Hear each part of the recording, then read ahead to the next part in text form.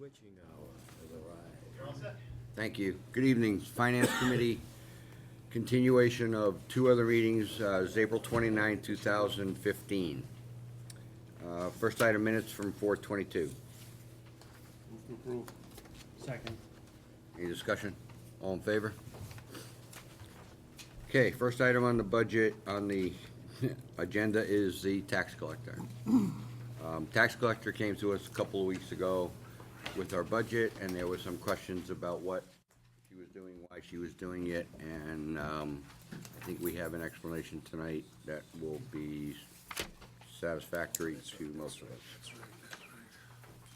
Terry? Hi. So I think you all have my revised budget.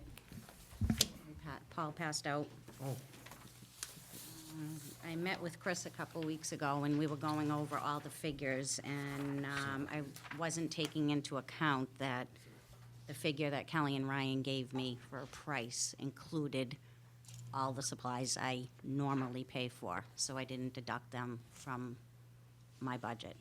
So the revised budget is the $13,200 for the printing, as opposed to the $18,000. I'm sorry, I can't hear you. As opposed to? As opposed to the $18,000 that I had last time. So the increase I'm asking for is $1,200 in my printing budget, and I'm asking if you can move $4,000 from the postage budget into my printing budget. From the general fund? General, Yeah. From the General government. General government. Yeah, and she'll explain why. Want to get into the. So, I need an increase of $5,200 from the $8,000 that I have now. Okay, so you want to increase $1,200 and you want to move $4,000 from general government postage to your budget. Yes. The reason why the postage is, if we go with Kelly and Ryan, they'll actually give us a decreased. Cheaper rate. It'd be a cheaper rate, and it wouldn't be necessary to have it in the other 148 general government budget. So overall, this proposal is an increase of 1,200. It's just getting too much to handle. We're trying to do other bigger things, and I think it's a pretty good deal. Yeah, Mr. Chairman. I worked with Terry on this, and it's important. Another thing is that I know that there was some discussion last time about the possibility of cutting costs by going to 2 tax bills a year. This is for 4 tax bills. It's going to remain exactly the way it is now. So there isn't going to be any mailing of 2 bills at a time. It's going to continue to be 4 bills. Correct. And it's only $1,200 extra dollars. That's for all 4 tax bills to be outsourced. Because all it is just a transfer of postage, which we paid for anyway. So to me, for $1,200 to get her office basically into the 21st century, instead of people driving postage back and forth and for folding and to be able to alleviate at least on 4 tax bills, I think you said 2 or 3 days for a tax bill. We're gonna get 12 days worth of productivity from people and all that done for $1,200. To me, 10,000 I was okay with. 1,200 I certainly was.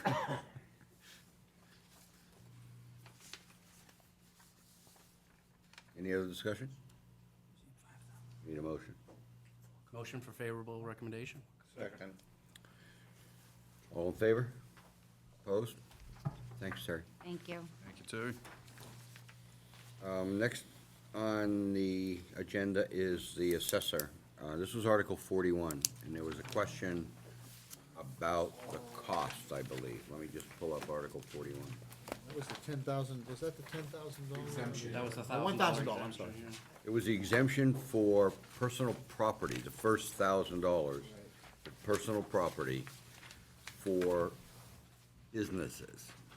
And the question was, does every business in town get the first $1,000 exemption, and what's that gonna cost? Or was that only specific to small business? Jennifer? Did you get a? Yeah, I sent you a memo. We got, They gave you a letter, I think. Yes, I don't we know. we did, we did, We did? yes. But that didn't, Yeah, but that didn't say, if I may, Mr. Chairman, Sir? I understood the memo that we got was talking 145 businesses. My presumption was that those were the businesses that would qualify for the $1,000 deduct. didn't reference anything with regards to the rest of the businesses. So the way I read that memo, was that the 145 would not be assessed. No, I read it another way.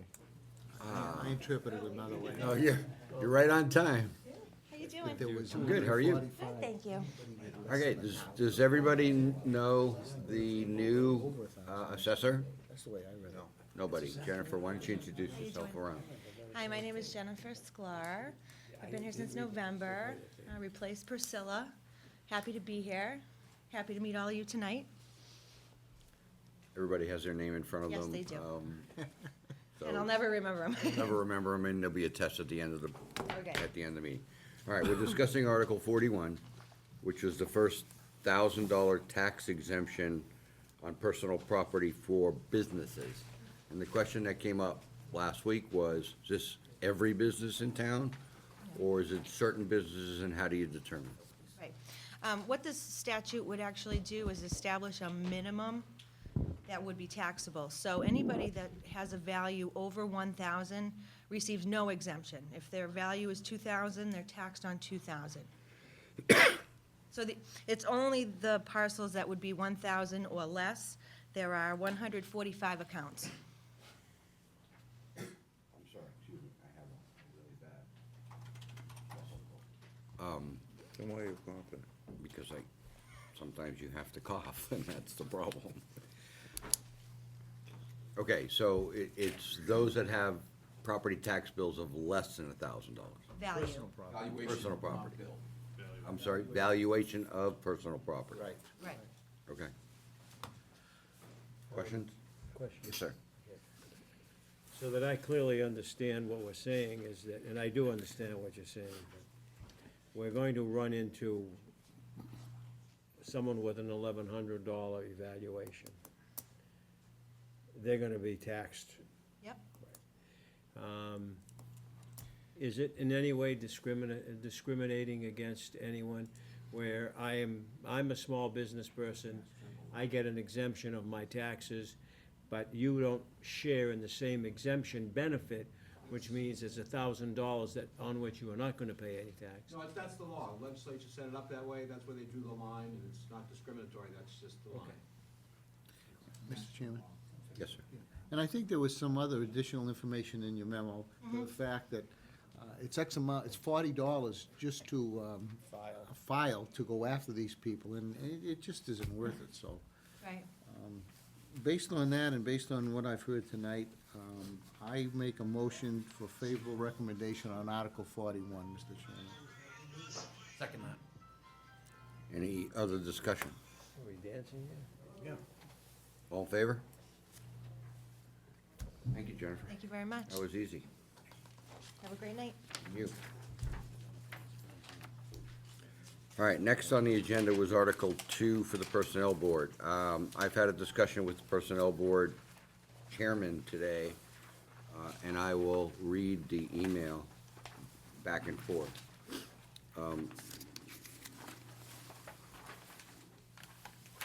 I asked I'll just read it. Hi, Jim, not sure how to proceed tonight, as we have to discuss the article in order to complete our report to town meeting due on Friday. My information is that the selectmen voted unfavorably on the article on Monday night, so what is the intent of the Personnel Board? Are you going to go forward with the article as written, or are you going to amend the article and go with the standard COLA? Please let me know so I can direct the discussion tonight. All the members have a copy of your presentation, so there can be a one-sided discussion. I'd rather not do that, but we have to take a position. He wrote back, and he said that he would poll the board, and of course, you understand about the open meeting law, so what I got back was, thanks for the opportunity to get back to you. After polling a majority of the members, the consensus is that the board cannot give a position at this time, and is planning to meet at the earliest available date, which would be Saturday on May 2nd, to discuss the outcome of the selectmen's meeting. As you know, I can't poll the board members for their position, nor could we have discussed this Monday night after the meeting without being in violation of the open meeting law. Additionally, I need to post the meeting at least 48 hours ahead of time, so providing a response today would be less than optimal. The The board will move forward with the additional Saturday meeting and is also in favor of a face-to-face review with our consultant on Wednesday, 5/6, during our regularly scheduled meeting to further discuss our position as well as next steps. The board feels that we could render a response by to the end of next week. I realize this response doesn't help your discussions with the FinCom tonight, but we have to be doing the transaction, we would be doing the transaction no justice if we didn't do our due diligence. I'm sure you understand. Thanks for the time, blah, blah, blah. And I wrote back, yeah, I understand the open meeting law, and that's what I would have expected to hear. So, we have two choices. We can not discuss Article 2 and not give a position on it, on our report, saying that we haven't heard back from the Personnel Board and it's a time constraint to do that. We can, and then we can give a position at town meeting, okay? After we meet with the Personnel Board after that 5/6 date, we have a meeting in May, right? May 11th or May, whatever it is. We can have them in, we can hear their presentation, and we can have a discussion at that point in time and then make a recommendation on Article 2 to see where they stand, or we can have a discussion tonight and make a recommendation. First out, then you. I would- All right, go ahead. I would think we'd be in a better position to follow the selectmen's lead, wouldn't we? I'm just, Well, I mean, that's an option. The selectmen voted unfavorably, but they our, voted- I believe, I heard they voted unfavorably, am I yeah, correct? Okay, I unfavorably. just- But our job Okay. is an independent group, okay? As an advisory board to town meeting. So I think it's only fair, in my opinion, that we hear the Personnel Board and see what they have to say, and then make a decision based on their presentation to us. And then we can make a recommendation to town meeting, and we could do it at town meeting. We can pass the report in with no recommendation at this time. Al, When do we have to turn in the report for Friday. distribution? Friday. Like tomorrow, 2 days? Yeah. Tomorrow was Thursday, yeah, the next day Like we 2 need to days. have the copies all made Friday. Goes out May 5th. I would Right, goes out Monday, suggest or we put in our report, at the time of this report, we did not have a presentation. Then make, like we've done in the past, a one-sheet addendum to the report to hand out at town meeting on the chairs. Yeah. Because this, to me, is it's too fundamental of an issue to gloss over. You know, if we didn't have an opportunity to review it, I could not vote favorable for it, because I don't understand the ramifications. But it sounds like you're on the right track to say, let's give them the time they need. We have one meeting before town meeting, and we can make copies for, 250 pages isn't a big deal. Right. I agree. Yeah, Mr. Chairman, I mean, I would have them come in and at our May meeting, and let's discuss it, let's understand their position, and then we have time. So moved, Mr. Chairman. Second. It's fine. So we'll table this. Okay. Just one, Yep. so the budget we're gonna present, Based on a 2% COLA increase. the same as we've done in the past. Correct. Okay, so if that were to pass, we'd have to come back and modify the budget. Correct. Okay, just all those pieces of the puzzle have to come together. Absolutely At the right. conclusion of the evening. Okay, thank you. Okay. Can I vote on that, Mr. Chairman? Yes, oh, I'm sorry. Thanks. Moved and seconded, all in favor? Turn into a problem. Opposed? All right, so we'll invite the Personnel Board into our May meeting. Just when you start doing it at the last minute, it always. Motion to table. And the response in the report is exactly what Al said, that at this time, we have not enough information to make a recommendation at the time of the report. I put in, there's a substantial set of changes being proposed. At the time of this report preparation, the Personnel Board had not had a chance to present the changes. Therefore, a special meeting will be held and a report presented At town meeting. at town meeting. Okay, I'll put at town meeting. Okay. That seems like the safest, cleanest. Yeah. All right. Next item on the agenda is Article, says 30, this says 18. I'm sorry?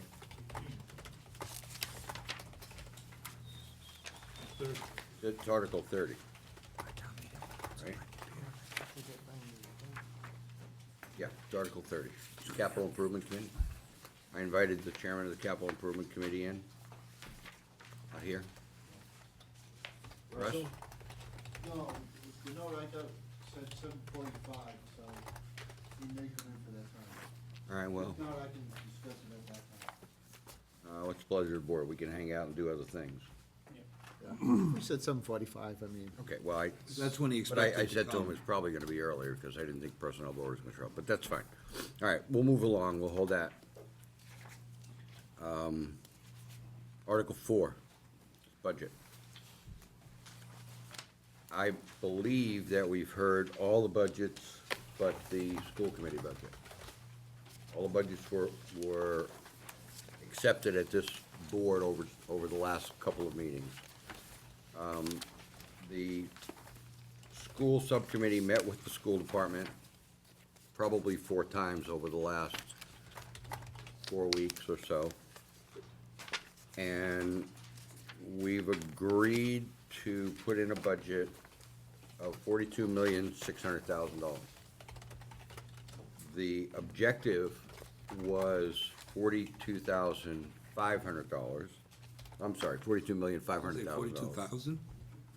Yeah, well, if I can get away with 42,500, we'd be in good shape. There were a number of presentations by the school committee, and I'll briefly go over some of the highlights. Phil was there, Chris was there, Mike was there, Jack came. So over the course of 4 or 5 meetings, we had a pretty much full committee. It was a good meeting, or a good group of meetings. School department, remember, we recommended 2% increase on salaries and 0 on expenses. Most of our departments have done that. The school department is in a unique situation. They have state mandates that they have to meet for special education, for ELL students, and for certification at kindergarten through 12. So with that in mind, they proposed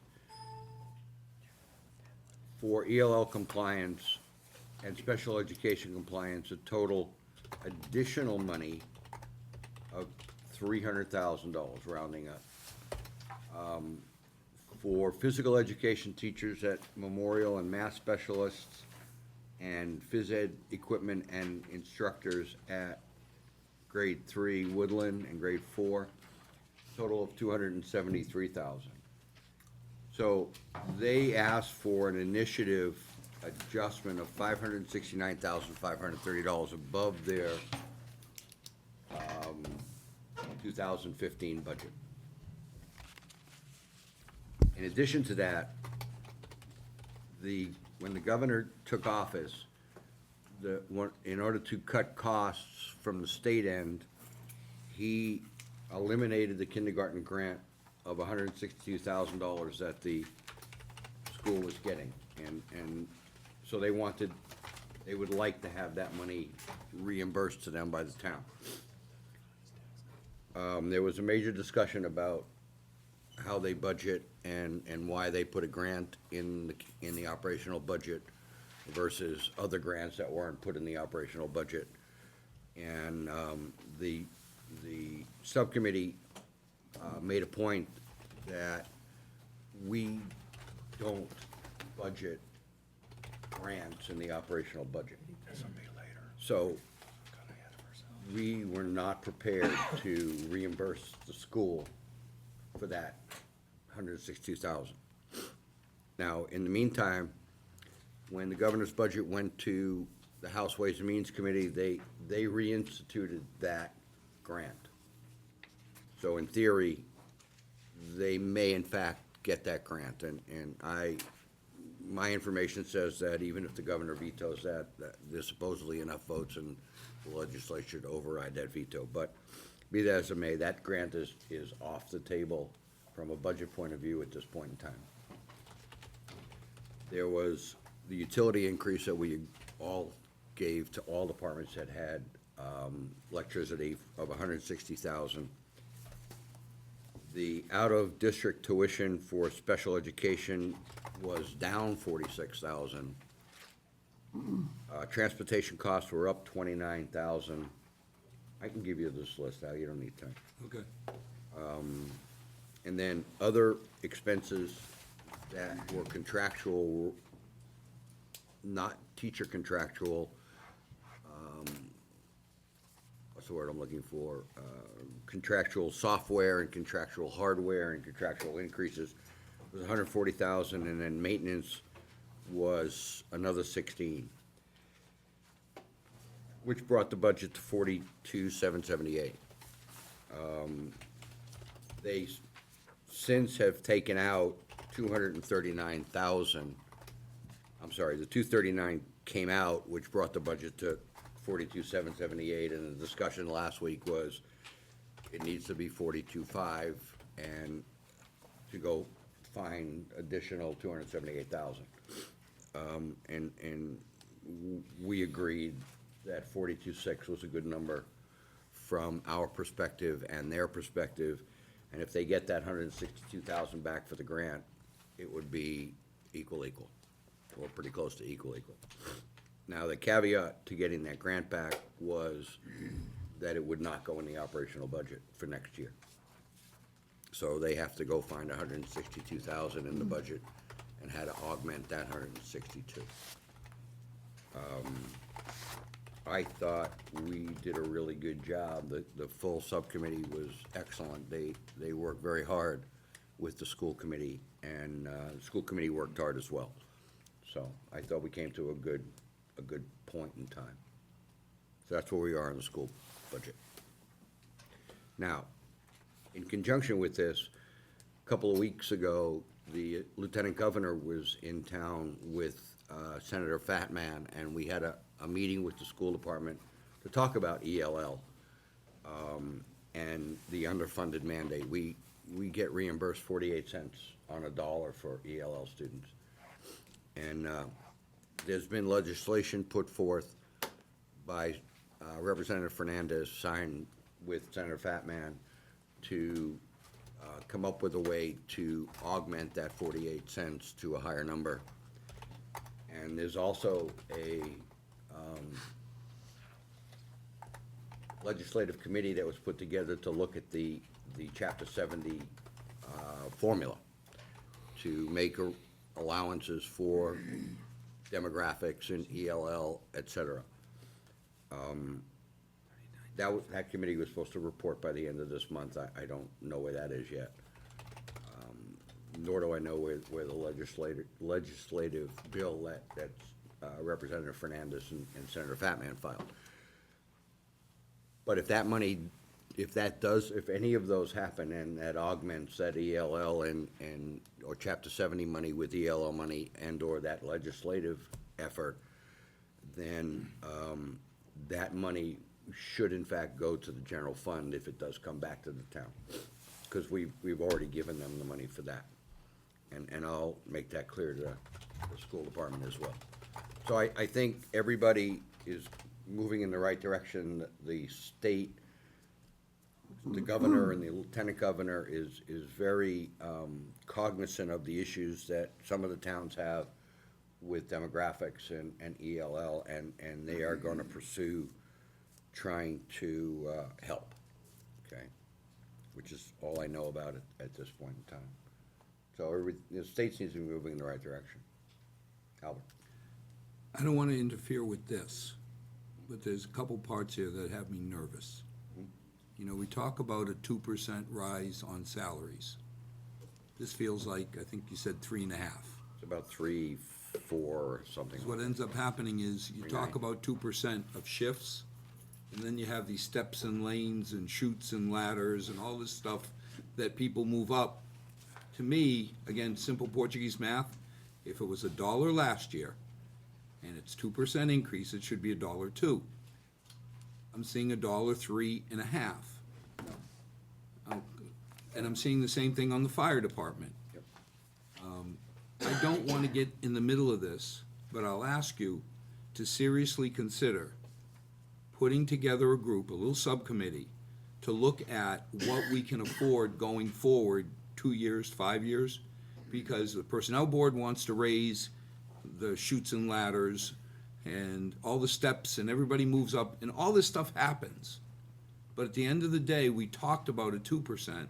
We're all agreeing to 3.5%. And my question is, how does that affect us? I've heard good news, the revenues are going up faster than we expected, so we can afford it next year. I'm worried about 2 years, 3 years, 5 years, to say, if we're giving really a 3.5%, then I'd rather just admit up front, it's 3.5, and we vote knowing it's 3.5. But for us to say we're giving 2, but then the people are moving up inside the bands, so it's really 3.5, I don't know enough to feel comfortable, and I do want to feel comfortable with it. The hard part here is that all of this, except for the Article 2 people, are union contracts. And this committee is not involved in any discussion about union contracts. That's the selectmen giving direction to the negotiators. I think you're right. I think we need to look at the long term, and I know Zach has been looking at that. That's why we came up with this number for the school department. We can put together a group to sit with Zach and Paul and Jerry and go over that, because the contracts are involved as well. We should put the contracts and see what the long-term numbers are. I don't have a problem with that. And Mark, I'm not trying to affect the contracts, but Oh, I know. if I Jerry understand. negotiates a 10% increase for these people, it doesn't mean we can afford to raise the whole budget. As we've said before, you can give what raises, what steps, what lanes, what chutes and ladders you do. But at the end of the day, you're gonna have a lot fewer people being Only so much raised money on in the bucket. steps. Right. Well, I'll take volunteers. Can I? Oh. I thought that was perfect timing. I'm sorry, go ahead. You know, it certainly makes sense to do planning, and, you know, that's our function here. Our function here is to do planning. Right. You know, regarding the school, you know, I think Mark summed it up nicely. They were very good meetings, and their budget was certainly challenged, we dug deep, and, they were very good meetings. And I think the school department, yeah, probably more so than other departments, there's a lot going on with education today, and it certainly is more expensive. So I think we reflected that concern in the budget, but I also think we made them aware of our financial situation and certainly asked the right questions. One of the things I talked to the school department about is something I was gonna talk about tonight, but as long as we're here, might as well talk about it. Zach and company have prepared the cash flow. What did I do with it? Mark, before, For Mark, paying for the $42 million or $36 million school, Woodland School. And it gets pretty ugly. And we all know, and I can make copies of this or send them out to you guys. We all know that when we vetted this project and went forward with it, we calculated what the impact on the stabilization account was going to be. And that's why we came up with $500,000 every year into the stabilization. So we took the net difference over the $3.5 million to take out of the stabilization. So the stabilization account wouldn't be decimated. And what I told the school department, or what we told the school department, was that anything over that 42.5 number takes the P&L and puts it into the negative, so we'd have to go take money out of the stabilization input this town meeting, which reduces or increases the cash flow, I guess, from the other side of the coin. And so any money that keeps playing back and forth, yeah, it's a shell game, but at the end of the day, we have to pay $4.5 million a year on that $36 million budget, bonding. That's a lot of money to pay out. So we have to be very careful, and I know Zach and Paul are doing the same thing, on how we manage these budgets going forward in order to maintain that cash flow and not decimate that stabilization account to where it becomes less than 2 times debt limit, which is what our philosophy is. Back to Mr. Correa's comment about some of the budgets going significantly above the 2% target. I think we need to also recognize that some of the departments came in below the target and accomplished the objective very well. And I think that only bodes well that it can be done if we address it. We've got some departments, no names mentioned, we all know who they are in the room, that have habitually failed to meet the objective of the 2%. And that's what bothers me, is it almost looks like we're gonna avoid the issue, we're just gonna go ahead and proceed with our plan without regard to the 2% target or the target we put forth out there. But we had the library that came in very well, structured some personnel changes, and dropped right in what I think was 0.6, if I remember correctly, which was an ideal way to approach how we do budgeting. And I just think we ought to recognize every now and then, we do get it right. And Right, and no argument, I'm sorry, you done? No, I'm fine, thank you. No argument. I think the school is unique. There's no question about it. They have, from a requirements point of view and a certification point of view and mandates point of view from the state and the federal government, they're unique in that respect. From a contract point of view, it's a whole nother issue, okay? And I'm not arguing that at all. Again, that's only something that we can recommend and discuss, but we have no ability to impact that at all. Yes, sir. Mark, I like what we've done in the past, which is to say, on the normal people who were hired in the system, it's 2%. That's the size of the bucket. Now, take special events. We always have. I mean, we had the argument where I said ELL is sped, right?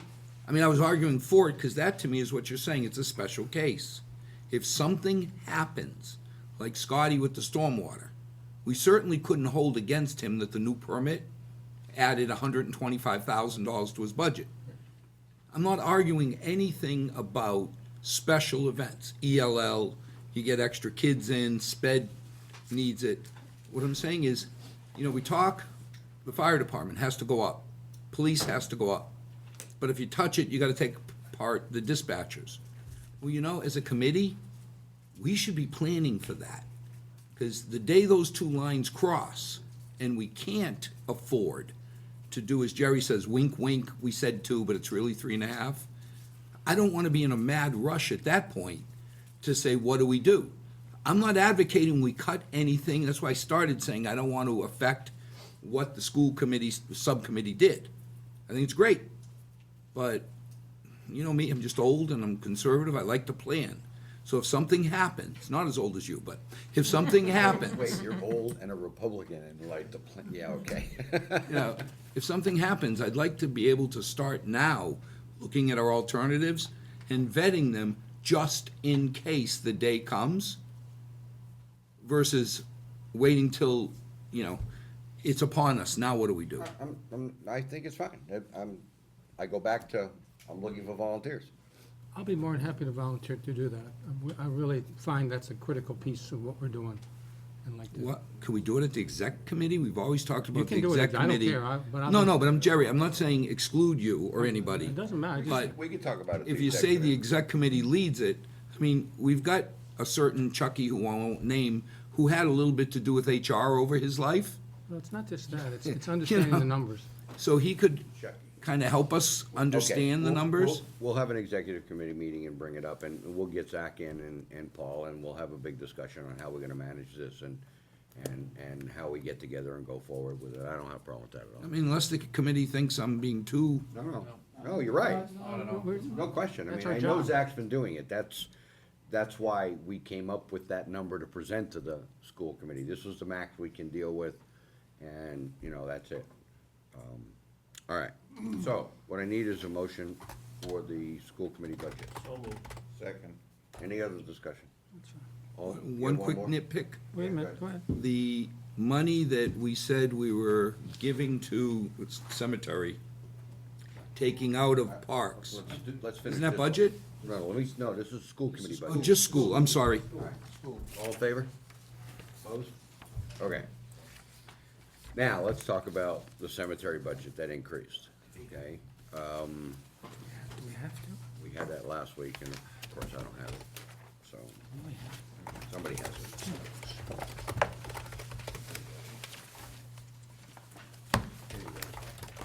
What number is it, I please? have it. What number is it, Mark? I got it. What number? 491.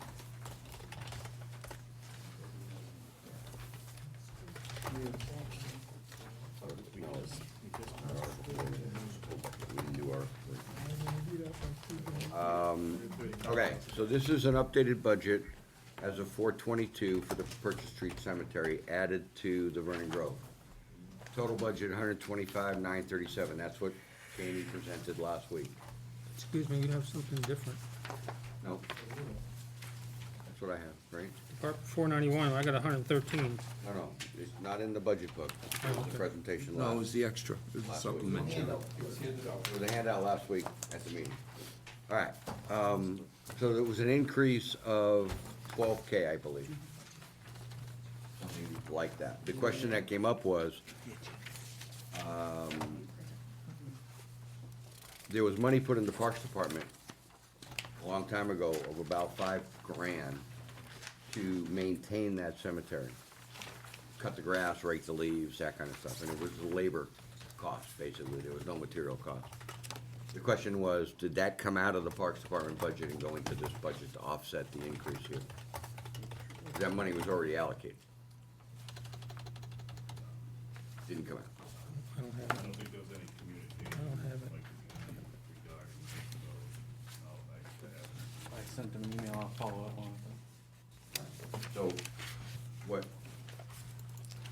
what I would suggest is that we approve the cemetery budget at 125,937, because if the money is in the Parks Department that can come out and go in here, that'll offset both ends, so it's a net, That's the 5,700. yeah, Yeah. it'll be net. You don't understand that, that's a. No, financial it's actually going up $5,700. How come the wages went up so Because much? it's 5, it actually went up 10.7. Right, So we still need to increase their budget, going up $5,700. whose budget? Cemetery needed to go up $5,700 It went up- and transfer 5,000 from the Parks It Department. went up 13,000 from what was there, or 12,000 from what was originally submitted. Yes, Right. of which 5 we need to move over from Parks. I'm sorry, Exactly. yeah, 5 more? No, not 5 more. just 5. So technically, their budget would have gone up $5,700. Correct. And then transfer 5 from Parks Correct. into It would cemetery. go up more than 5,700. Yes, it will go up to 10.7 in total. Right, their budget, my understanding That's is the correct. The individual spending. cemetery budget goes up 10.7. That's Right. correct. The Mr. spending Chairman, goes. what- We're adding $5,000 of cash and taking $5,000 from parks. Is We're only that- talking about the cemetery budget right now, right? We're not talking about the Parks Department budget. Am I correct about that? Are we No, trying to link the two? we're talking about the interaction between the Parks Department and the cemetery budget. Okay, The cemetery is taking over the responsibility Got it. of dealing with Purchase Street. but you don't have the Parks Department in here to talk about the fact that they probably will come and tell you that, well, we absorbed that 5K a long time ago, and you can't take it out of my budget. Unless we have someone here that says that the Parks Department has agreed to take $5,000 out of their budget. Because I don't think you're gonna find that being the case. I think you'll find that what Mike said is gonna be true. Then we'll have them in here and discuss it. Yeah.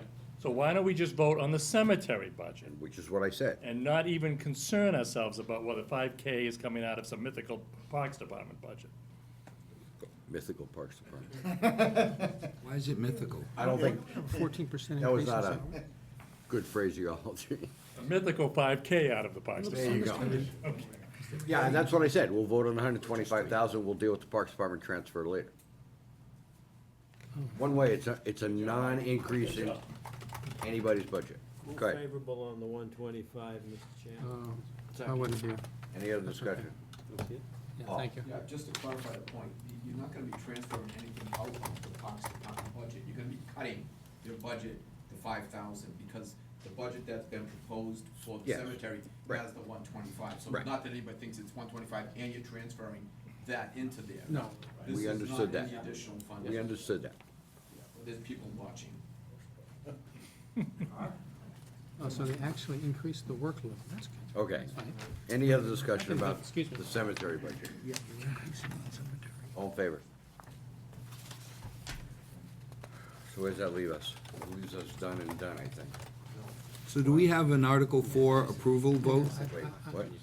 I'd seen that before. No, I'm talking about the budget. Oh. I think we've received all the budgets and accepted all the budgets at this point in time, So as we they need, stood. we need a vote on Article Article 4 in four. general. Yes. Motion, we approve it as presented. Say again? Motion, we approve it as presented. Okay, you need For to the know total what amount the, need what of the total number is. 96,597,059 is the number I have. No. 90,000,000, Oh, okay, 987,646. okay. 90 98, million, 90, say it again, 90 million, 90,987,646, right? What adjustment is that? Say again? What adjustment did you make there?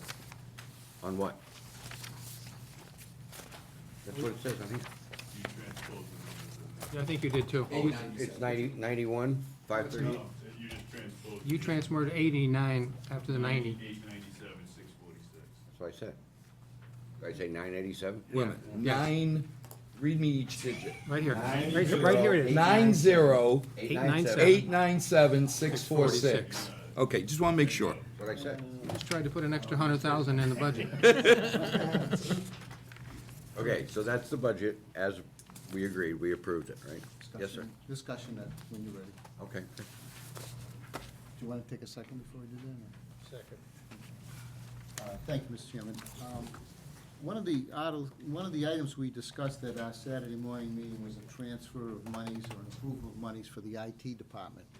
And per your request, several members of this committee had questions concerning the implementation plan or plans presented to us.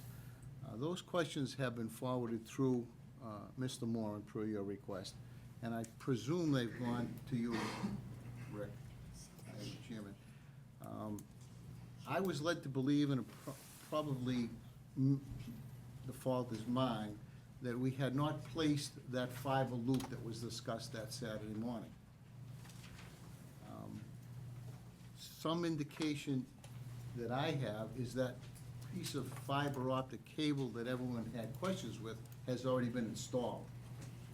So my question is, before we approve Article 2, Article 4. Article 4, excuse me, Article 4, is there any idea, Rick, when we might get some answers to those questions that we raised? They're actually in your inbox right now. I'm sorry? They're in your inbox right now. I forwarded them before the meeting. I just got them. I Set apologize. me up. No, I did not. But I apologize, I did not get it until about 6:45. By the time I checked my phone, you and Al both have those answers to those questions, which I hope you review and get back to me. I did not set you up. Because I approved those monies with some doubt in my mind, and there are some serious questions that we raised, and I just want to make sure that we're on the right track. So that said,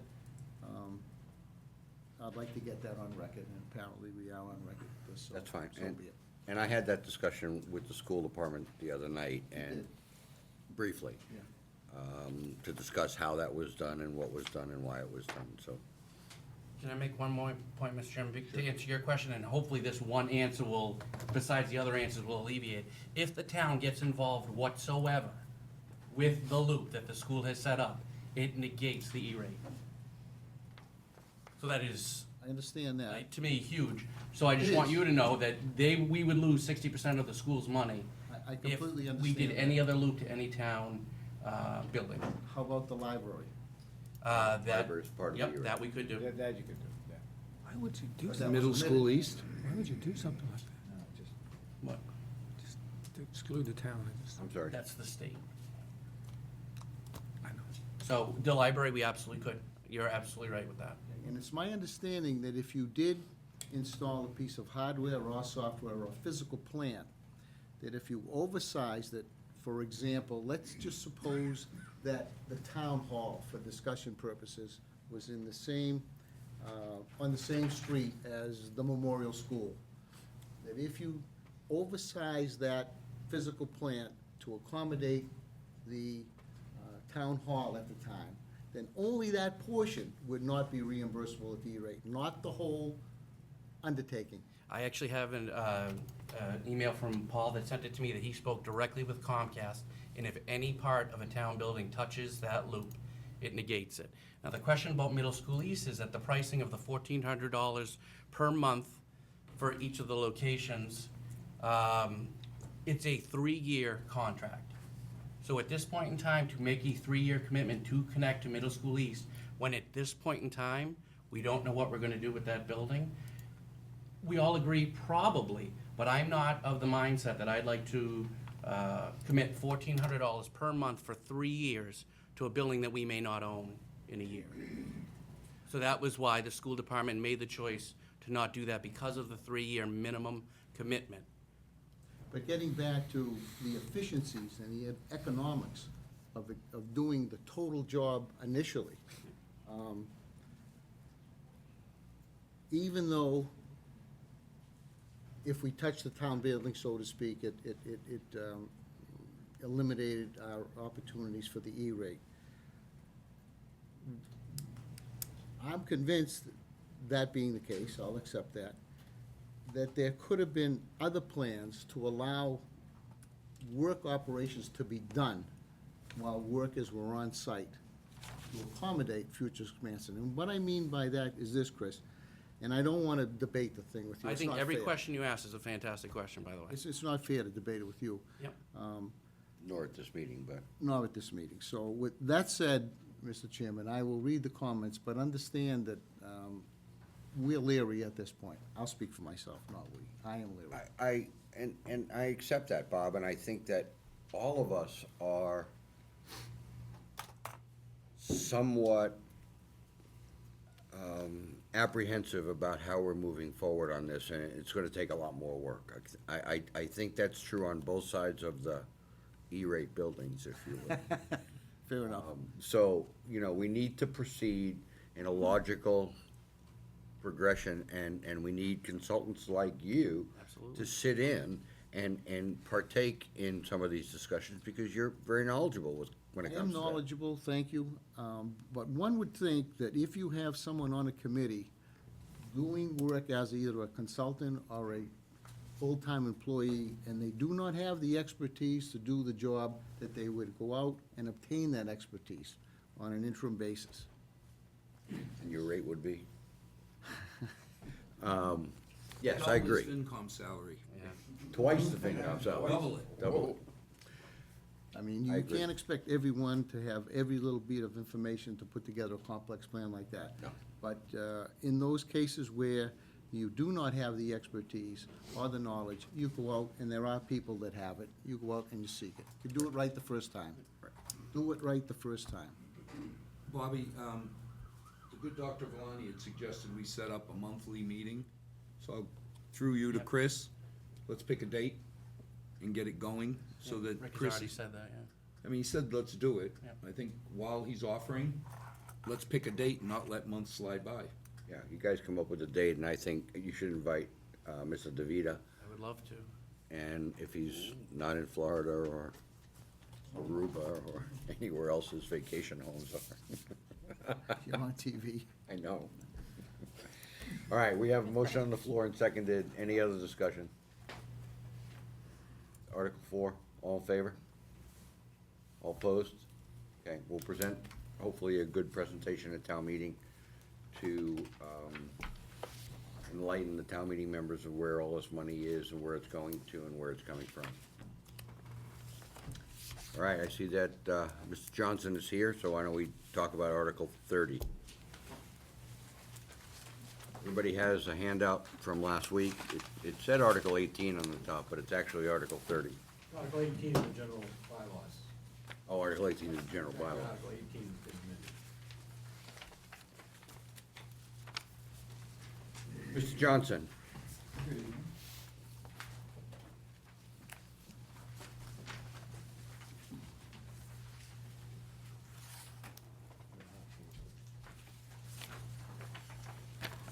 You're up. You want to explain what you want to do and why you want to do it?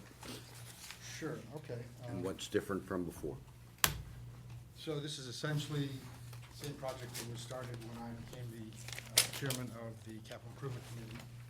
And it basically covers suggestions, ideas that the committee had even before I became the chairman, so well over 5 years worth of thoughts that the various committee members have put together.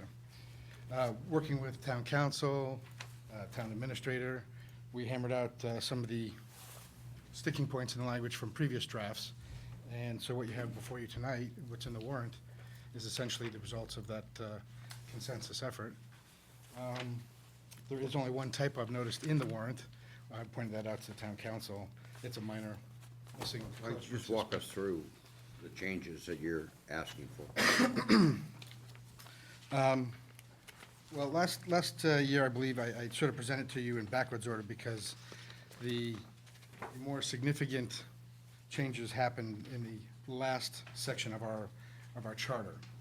That's the part that gives us, the committee, its powers. And essentially, all we've done, primarily the driving force here was to update the deadline that the various chairmen and department heads have to report to us.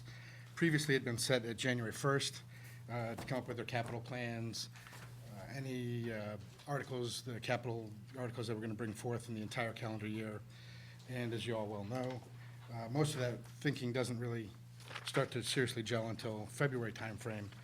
So we wanted to bump that time deadline out to the end of February from its current January 1st, essentially stepping more in line with the process that's going on in town as far as capital planning. Is that subsection B, Mr. Chairman? That would be found in Section 5, subsection B? Section 5, subsection B, that's right.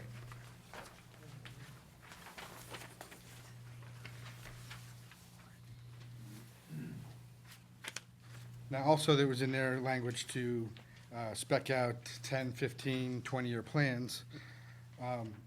We basically just changed that, we simplified that to keeping track of any expenditures outside of that 5-year plan that we've typically been collecting that you all normally see as well. That way, we could not only be responsible for looking at 10 and 15 and 20-year plans, but also items that might be further out, 30-year roof warranty expires, that sort of thing. Even longer term, although that is seldom, the rule is not to see things more than 5 years out. But certain departments definitely, when they have that information and want to present it, we certainly want to be able to collect it and consider that in our deliberations as well. While we were changing that particular deadline, in the middle of the existing paragraph B of this section 5 that we currently have, was what is now the language that's in section A. Basically, section A was just talks about who the committee can speak with when making its deliberations. That seemed to be sort of off track when talking about the deadlines for when to submit their capital plans. So we moved that to its own paragraph A. Structural, essentially we just clipped that sentence out, added a new second sentence reminding us that we can consult with other persons as long as we have the budget to have expert testifying if we actually ever needed to have that situation taken care of. So that's where paragraphs A and B basically got changed. Paragraph C is just how we generate a report along with the Finance Committee.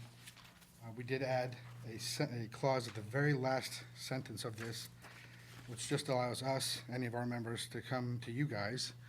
If there was a figure, an updated figure that was presented to you all that we hadn't been presented yet, If you had it, debt service recommendations, special to some sort of normal plan that we might have had, we could make those considerations in our deliberations as well.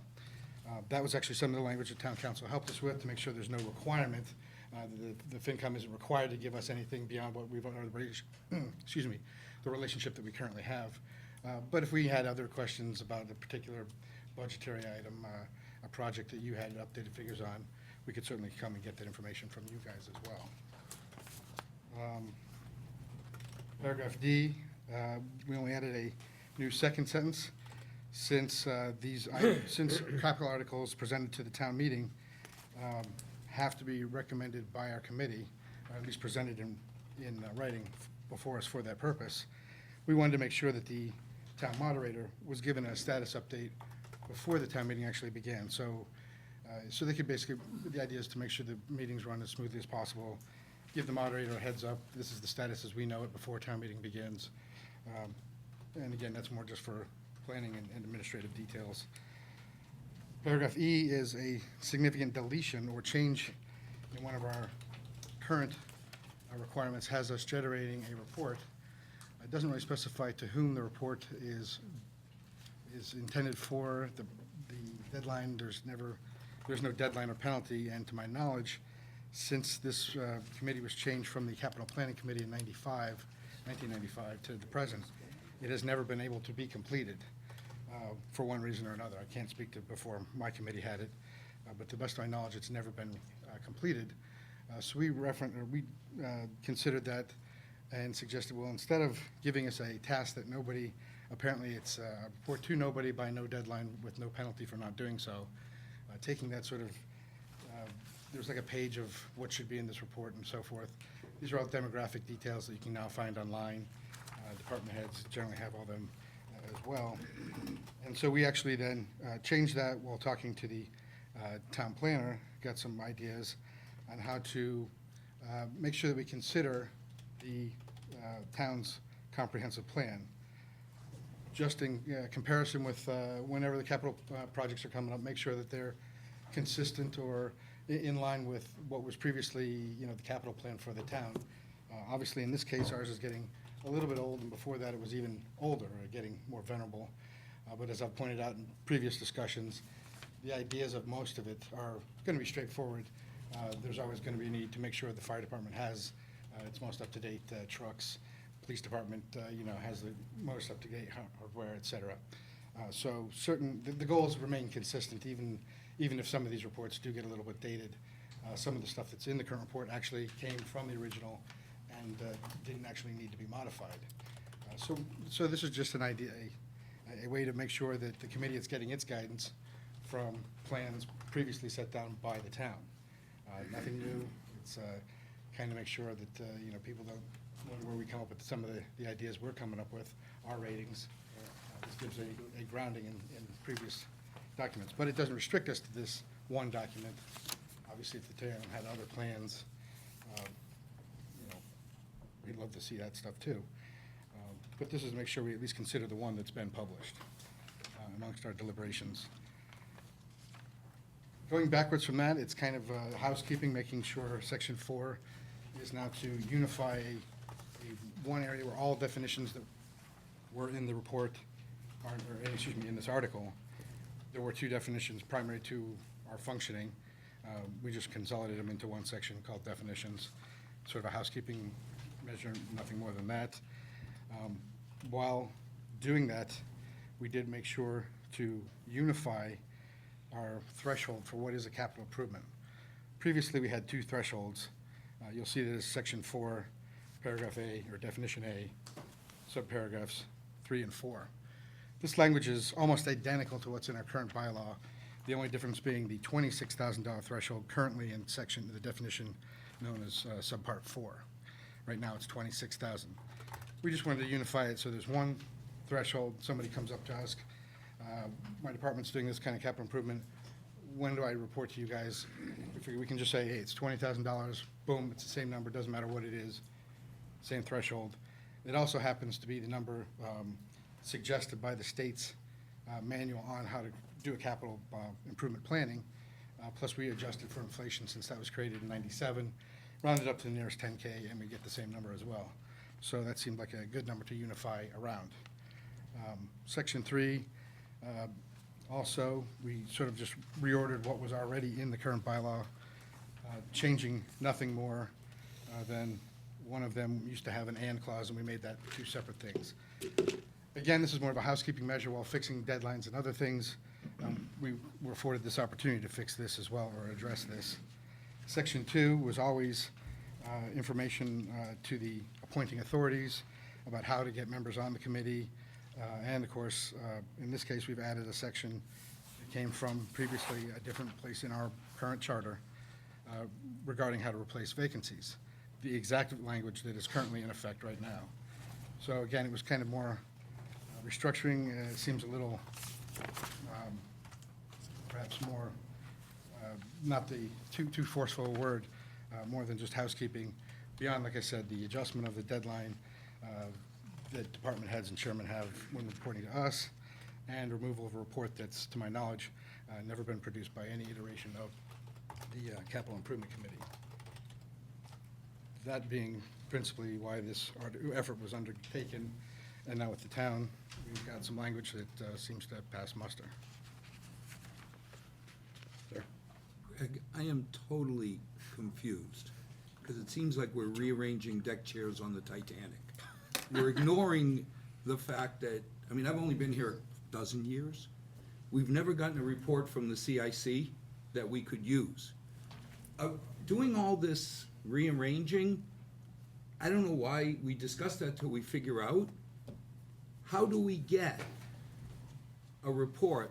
You know, we typically get it a day or two, or before town meeting, or at the town meeting when, I mean, Russ is on our subcommittee. He knows. We've made recommendations, we've looked at everything, we've met with every department head once or twice a year to get all the information put together. Right. When do we get a report or information? I want to be supportive, but I'm confused, because you do all this work, and I feel bad. Sure. Because you do all this work, and then everybody gets the report and says, that's nice, but it's not useful. How do we fix the fundamental problem that you're doing all this work and nobody's using it?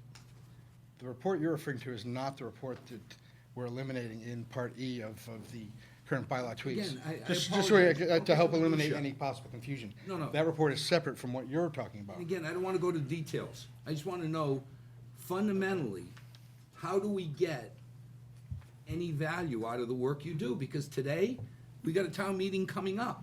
I mean, Russ has been involved. He sees what we've gone through with every department head and what's coming up, and with Rick and everybody else. But we're, I don't know, what, 2 weeks? 3 weeks? A month. Away. Well, I mean, our report's gotta be out by Friday. Well, that's my point. We have to make a decision in 2 days. We're 18th, I think, is the meeting, so we're 19 days or 20 days away, and we haven't heard word one from the CIC. And frankly, I'm confused, because the last time when you said the biggest capital improvement purchase in the town's history doesn't come under the Capital Improvement Committee, Didn't meet their threshold. it didn't meet the threshold. Well, I don't know, 64 million sounds like a pretty high threshold. 61, sorry, Aldo. But 60 million sounds like a high threshold, and Which is a different than what you were just asking about reporting, so I can answer that as well. again, all I want to know is, fundamentally, how do we take advantage? Because debating which way we put the deck chairs and not noticing that the Titanic is sinking seems a little silly to me. Okay, well, like I said, the primary reason was to update for this tweaking was to update a deadline that is impractical for all department heads. So why bother establishing a deadline that is not only unenforceable, but doesn't fall within the capital planning of any department in town. So that would be the January 1st deadline currently written into our bylaw. They have to present their entire year's five-year capital plans by January 1st, a process we usually find isn't completed till February. So we're asking them basically to give us last year's data, because they can't give us the new figures that they haven't yet calculated. So the primary reason to do this is to adjust a deadline. Okay, thank you. I'm equally confused and equally concerned about where we're going with this whole CIC process. At the risk of boring everybody in the room, but I may take the opportunity, the reason why the Capital Improvement Committee came to be dates back a long time ago. And some people weren't even, that are on this committee right now, were not even there when that happened. And it happened at a time when this committee was burdened with 4-ring notebooks of paper on top of paper. And we were doing everything we could just to sort through the paper, change the color of the paper in the copy machine, just to get to this point in the budget process that we're in right now. So we were, quite frankly, did not have the ability to do the due diligence of the capital improvement. Just to take this a little further, that's, now we've kind of adjusted our committee structure here at this point in time. And quite frankly, I'm much more comfortable today than I was 5 years ago about how we address these numbers and come up with our approach to capital improvement. But to backtrack a little bit, 2 questions that concern me with the CIC, and I quite frankly will probably address these on town meeting floor also, is what is the value added of the Capital Improvement Committee to the town, the process? And then the other question I have, I'm going to voice not my concern, I'm going to voice the department head's concern in doing the budgetary process. Their concern is, why do I have to present my capital projects to CIC and then to the Finance Committee both? You're making me do double duty to get something approved. And at first I thought, well, just do it anyway, you know, because that's the way town government works. But the more I thought about it, you know, the poor department head's got to beat his head against the wall in 2 different fronts to get his capital project put up in a priority and get it addressed. So value added is one, and why should the department head have to go through 2 iterations and approval processes to get his capital improvement? And then the other thing is, you see how our committee has built the whole process and structured it out. Is that a fair question? Well, it's a fair comment. Okay. The issue before us is this bylaw change, not whether they do the job or don't do the job, or present to us or the town relevant data or irrelevant data. That's not the issue. The issue is the bylaw change as written. And I believe that we should address it as such, not whether or not this is valid or invalid. Well, Mark, if I may? Sure. If we're going under the assumption that we're just debating restructuring, I would say this has no impact, because nobody reads it. Correct. Nobody uses I it. agree with you. That before we make a vote, I mean, people may read it at town meeting, but by then, who's gonna restructure a budget on town meeting floor? I'd say refer to sponsor. Well, I'm reading this, Mr. Chairman, and I guess I don't quite understand Section 5, paragraph D. No capital improvement, I'm assuming article, can be voted on by town meeting, Current language. right? It's always been there. That's always been there? Always been But now, In the 40 years. and what about C? Has that always been there too, that the committee will always use the finance committee report? So those are all the parts that are still there, Still there. and the changes are just the blue highlight. Right. Sir. Just 2 things, Mr. Chairman. One, I worked with Mr. Johnson on this and with the town administrator. There really are no significant substantive changes. The substance of what the capital planning committee will do will remain the same with or without these changes. To address Mr. Correa's point, one thing it's consistently been a problem, but it's a problem that town meeting wants, because town meeting created this separate finance committee, separate capital improvement committee, and capital improvement doesn't report to the finance committee, it reports to town meeting. Finance committee doesn't report to the capital improvement committee, it reports to town meeting. That's why you'll have, yes, the finance committee doesn't have the benefit of any work from the capital improvement committee, but that's not the intent of town meeting. The intent of town meeting was they would report to town meeting. It isn't to say that the 2 boards couldn't work together or shouldn't work together, that's different. But again, they don't do a report to the finance committee, they do their report independently of the finance committee to town meeting. Right. Alden. Just one thing. I'm looking at subsection C on the capital, section 5. Yeah. And I don't know that this has been here forever, but it says the committee shall assist the town meeting with regard to priorities of projects, financing costs, impact of recommended projects to the operating budget, and other related matters with any assistance from the FinCom of the town that may be necessary. Last clause was the addition. Everything else in that whole part is original. Okay, my mind says to me that we really haven't done that. We sit here and put together capital improvement committees and long-range projections and so forth. If we're gonna make the changes, and let's make the changes meaningful, let's have something happen as a result of the changes. This, I could be totally wrong, but this seems to indicate to me that there needs to be a closer working relationship between committees. The town council said the CIC reports to the finance, or rather to the town meeting, and the finance committee reports to the town meeting. Well, we have two separate committees reporting on the same thing, which might very well be opposite recommendations. I can't speak for or about the CIC. I can speak about this particular committee with regards to development of a budget, of the long-range budgets and so forth. And I think you saw some of it tonight when we were talking about what happens today, how's it gonna affect us tomorrow, that sort of thing. So if we're gonna make a meaningful change in anything, I think the one big change is there needs to be better cooperation between the two groups. That's, if not, then don't even bother making changes, because we're gonna continue to do the same thing, which doesn't seem to be working for everybody, as far as their consideration. But if we're gonna make changes, then let's make changes that, or even if we don't make changes, why don't we just change the way we work? It's an attitudinal thing, I guess, I don't know. Mr. Chairman? Sir? In your section 5B, where you've rewritten it from January to February, almost for our benefit, even where, on your benefit, where the information is more available and useful.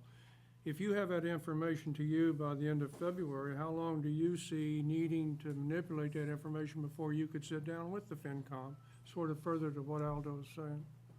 How much time do you need? Don't even make a commitment. It's,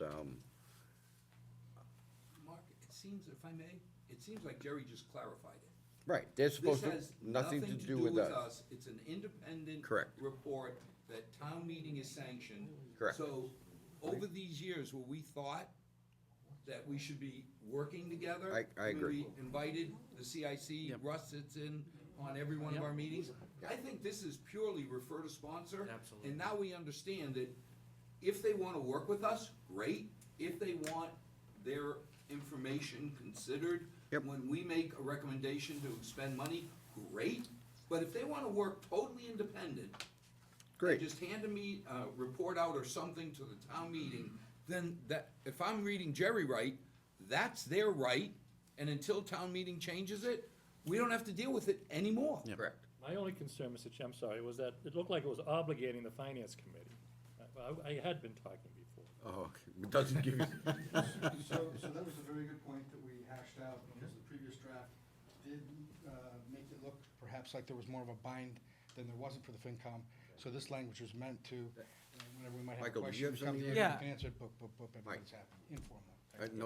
no name. Yeah, forward. I just want to kind of point out that most of these changes, Former CIC member, I'd like to point out. most of these changes are mostly for the benefit of future CIC board or members so that they understand what it is that their role are. So a lot of these changes are moving languages around in the bylaws, not so much changing them, except for the thresholds. We just trying to streamline it.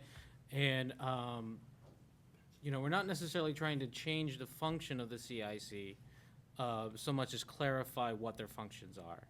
You mean they are not They. trying to change. Well, as part of, Proud member, we like that, but yeah. I had part of putting it together, so I feel yes. So I don't think it's necessarily trying to change any functions except for streamlining the two thresholds, because it was confusing, 26,000 or 20,000. We just made it 20,000. The rest is just clarifications. Thank you. And housekeeping. This thing, Mr. Chairman, I'm not sure if we have a motion. I made a motion, but I second. Did you make a motion? I I didn't made hear a it. motion to refer to sponsor. Okay, you seconded it? All right, great. Any other discussion? Call the questions, did you? Any other discussion? He had his hand raised back there. Oh, I'm sorry. Russ, you have something to say? I'm sorry. Russell Bislar, member of the CIC committee, and I worked with Alan, Chris, and the other members of the subcommittee. One of the reasons that we wanted to make some of these changes was to have more interaction between the two committees. As the town council indicated, the way it was written originally was that there would be two separate independent reports. And previously, when this came up at the town meeting, one of the people who got up to speak mentioned that he wanted a second independent review of all the capital expenditures at that point in time. This happened a couple of years ago when there was a similar motion about the CIC. So what we're trying to do is work together. We're making some of these changes so that we can get the department heads and the rest of the people involved, and we can get any reports that we generate to you on a timely manner also. All right. Any other discussion? All in favor? Opposed? Refer to sponsor. Thanks. Thanks, Greg. Okay, so, I don't know, Paul, did you give out balance sheet to everybody? No? No, I have it if you want me to. Yes, please.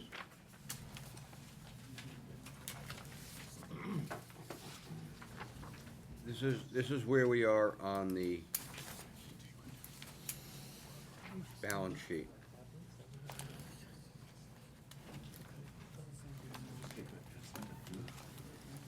Yes, Article 43. That prevents it. Everybody have it? This is Article 43, stabilization account. I don't think that number's right now. Do we have a handout? I didn't, it's not in the package. It's coming. Oh, it's coming, sorry. Pony Express? Oh, No, that's the right number. We'll deal with it. It's for October. Right. Just trying to figure this out. Source of funding, Mr. Chairman. There's a little bit of.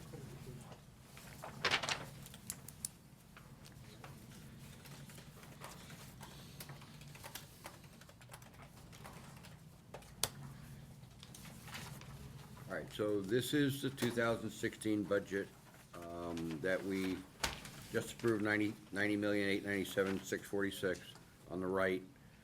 On the left is the levy of 60,593,474 plus 2.5%, plus a conservative new growth number of 400K, and then plus local receipts. This is a standard we give out every year and we talk about every year. Cherry sheet number is from the House Ways and Means Committee, which was not the original governor's budget. They added the 8.2 million back and a few other things. So that's our share, theoretically. Occupancy tax, library offsets, choice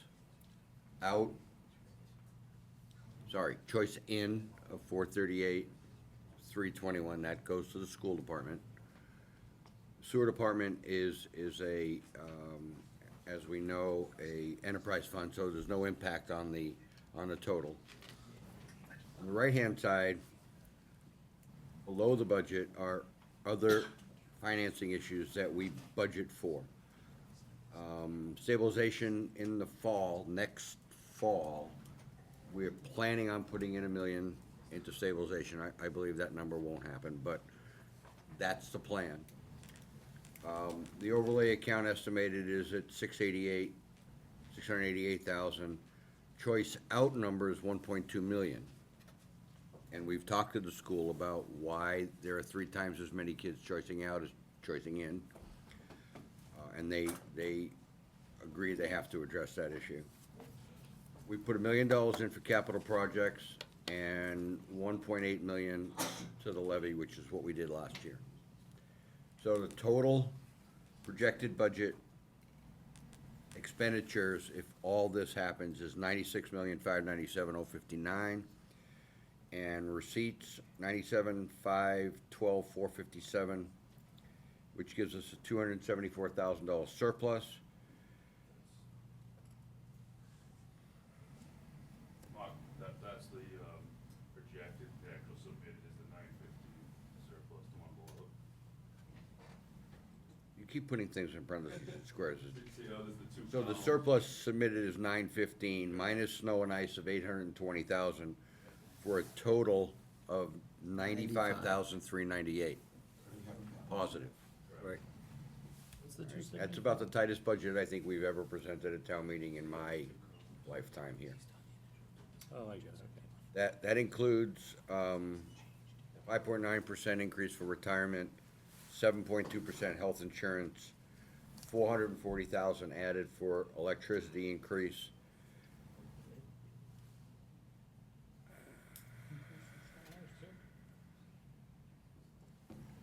That 100,000 for snow and ice, do we want to discuss going from 500 to 600, is that what you're saying?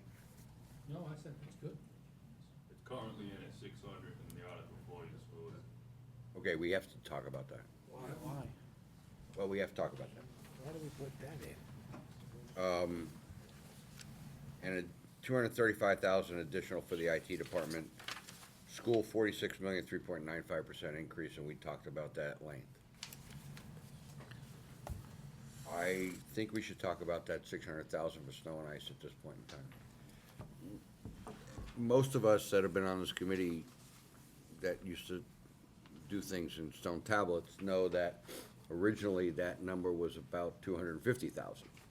That's right. And we increased that number to 500,000 about 8 years ago with a lot of debate, because the state law says you can go up, but you can never, once you get there, you can't go back down.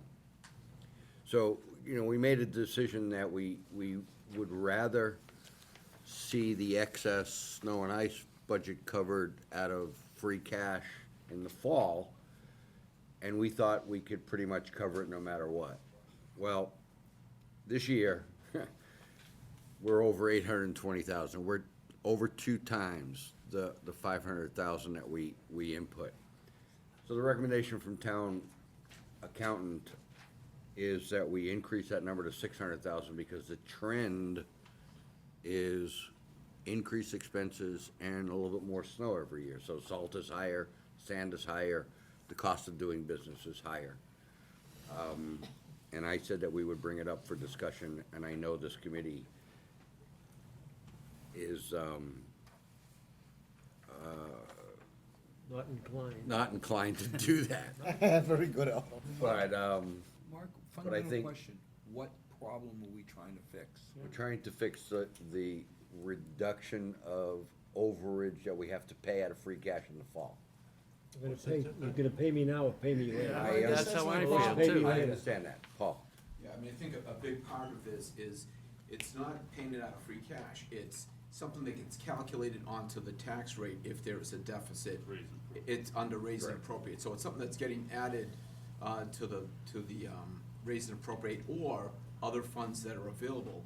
And with a small amount of room that we have in the budget now, seeing as of the last 3 out of 5 years, we were over $1 million, it would be prudent to add additional funding to the budget. I think only 1 year in the last 10 were we under the 500 number, and many of the numbers have been way over that amount.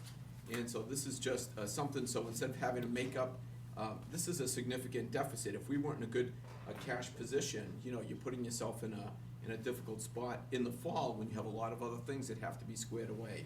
So if there's room in the operating budget to put that in, the recommendation that we made was to go forward with increasing that amount. And if they don't use it, it falls to free cash, so it's not lost. I understand exactly what you're saying, but if we had 600,000 in the budget now, that's not gonna change the amount of snow we get. But you're gonna pay for it. If we put it in the budget, it's gonna be put on the tax rate. If we take it out of free cash, it's gonna be part of, in other words, it doesn't come, the money doesn't come from nowhere. It comes from what we've either put in other articles, free cash, or in that particular article. I don't see it as a meaningful increase in the amount of money for the snow removal. If you said we could bump it up to 800,000, that would be a meaningful number. I don't see this as a meaningful number, and I don't see it as a situation that's broken, not, at least not this year. So if it isn't broken, I don't see why we're gonna try to fix it. Well, I mean, I think it's sort of broken if we have to make up 820,000 out of $1.4 million in free cash without knowing what the free cash number is next year. And part of that free cash number next year is gonna go towards Godfrey Brook, so it's How would somewhat the- broken. How would the 100,000 have No, put you in a I don't better disagree with the position? 100,000, okay? And I agree more with the 300, but I'm not ready to swallow But this 300. year's snowfall was an anomaly. I mean, Say again? This year's snowfall was an anomaly. You're not gonna get these types of deficits next year, hopefully. Write that down, Bob. I'll buy you steak. Okay. I'll buy you one if it's not. Again, what are we fixing here, guys? Go ahead, one more time. Yeah, just to readdress the point, it's not a question of how much of a dent the $100,000 makes. That's what the operating budget can absorb now. So instead of talking about allocating it on free cash or adding it to the tax rate, that operating budget will absorb other things, and the operating budget will Adding it to continue the to grow tax rate, while you're still spending this extra $100,000 anyway. So, when people see that there's extra money in there, you know, they wanna increase this or increase that. So it would be a good way to allocate those funds now. You know, and it gets that, instead of trying to make it all up, if you had to make up 820 in the fall, it's a big number, just like you said, with all these other things that are coming on board. So would make up 720. Right. That is I correct, sir. mean, really. But it's still gonna come off the tax rate either way. That's not necessarily true. Of course it's true. It's not true. It doesn't affect the tax rate unless there's some other provision to tax below the tax levy. So if it isn't, it will get absorbed in an operating account budget or spent on another capital item unless it's specifically earmarked to reduce the tax rate. But I'm not here to argue that point. It's just a point of whether or not Doing a good it makes job. any sense to, you know, look at what we did 8 years ago and we doubled it. So can we do something now that the operating budget can handle a small amount? Yeah, and it depends on what year it is and how we move forward with other things, although whether it's raise and appropriate or comes out of free cash.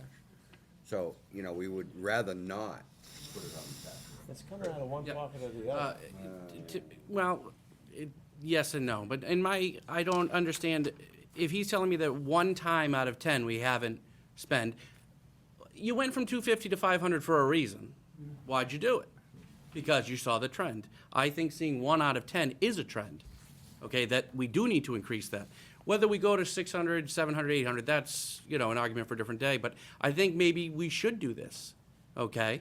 And I think that if it doesn't happen, the money's gonna fall to the bottom line anyway, and it's just, you know, Yes, the money's gonna fall to the bottom line for the following year. You have to understand, we don't get to use that money this year, we get to use it. like I said, we're not underusing it. 1 out of 10 times, sometimes you need to make adjustments for things. And the fact that the costs have gone up and everything, in 1 time out of 10, we didn't do it. I'm sorry, if you're playing the lottery, I'll take the 90 side every time. Okay, so that's just the way I feel about it. It may make, Yeah, go ahead, Phil. Yeah, I just had a question for Paul. Paul, what were the actual amounts over the past 5 years? I just want a sense. I don't have all of that in front of me because I didn't know this was gonna be discussed, but this year's number was 820 over budget. Fiscal 2014, we spent 1,003,000, and there's like 3 of the last 5 were over $1 million. Over $1 million. Most were over $1 Over $1 million, and we only have 500 in the budget. So all the it's- snow we had this year, we were still only at 915. No, No, we were On 1.2. top of the 500, top of. 1.3 million. 1.3 million. So, I mean, I kind of agree with Chris. I mean, you know, you want your budget to kind of trend with reality and to estimate reality. If we're at, 1.3, 1.4, 1.1, and what's the, we But- should increase it. But if you look at these numbers, we can't add 300,000 to the budget. We We can add one. can add. You can add one this year. Add one Add the this one. year, add two next year, whatever. Add one this year, we'll see and what look you at can it do. and add some more next year and budget differently. And I don't have a problem, at the end of the day, if new growth comes in higher, maybe we add it to the budget. Okay? We add more than 100,000. Yeah. So go with the one for now. Go with the one for now. Mark, the more I think about it, I think he's right. I mean, realistically, the downside is the first year you do it. Yes. Because Aldo's right, Yeah. adding a teaspoon in Right. doesn't do anything. Take a shovel, dump it in like we faced years ago. Now, this year, we're at a point, we add in 300,000 more, you're squeezing budgets this year. Right. I like your, let's go to 600 this year with a commitment, next year we look Look at at it again. adding in Aldo's shovel But up of front. another 300. But Right up up front, when we tell people how to budget, Right. because it is gonna squeeze 300,000 out of the town's budget. Maybe. We'll see what the new growth number If looks we like. add 300,000 this year, No, we can't. you know it's not gonna snow next year for sure. And that means I get a steak. I'll put it on. It's a savings account. Okay, gentlemen, please. Bobby, if you can get him to pony up for a steak, I want it to snow. We'll add it to the deficit. All right, Chris, so, make a motion. no, this is not, yes. It's already in. Make a motion for it, it's already in there. It's already in there. We should have It's already discussed in. it at the beginning. It approved. All right, so that's where we are on this. Where are we on stabilization for this fiscal year? Balance. No, what we're gonna put in. I think it was 500, right?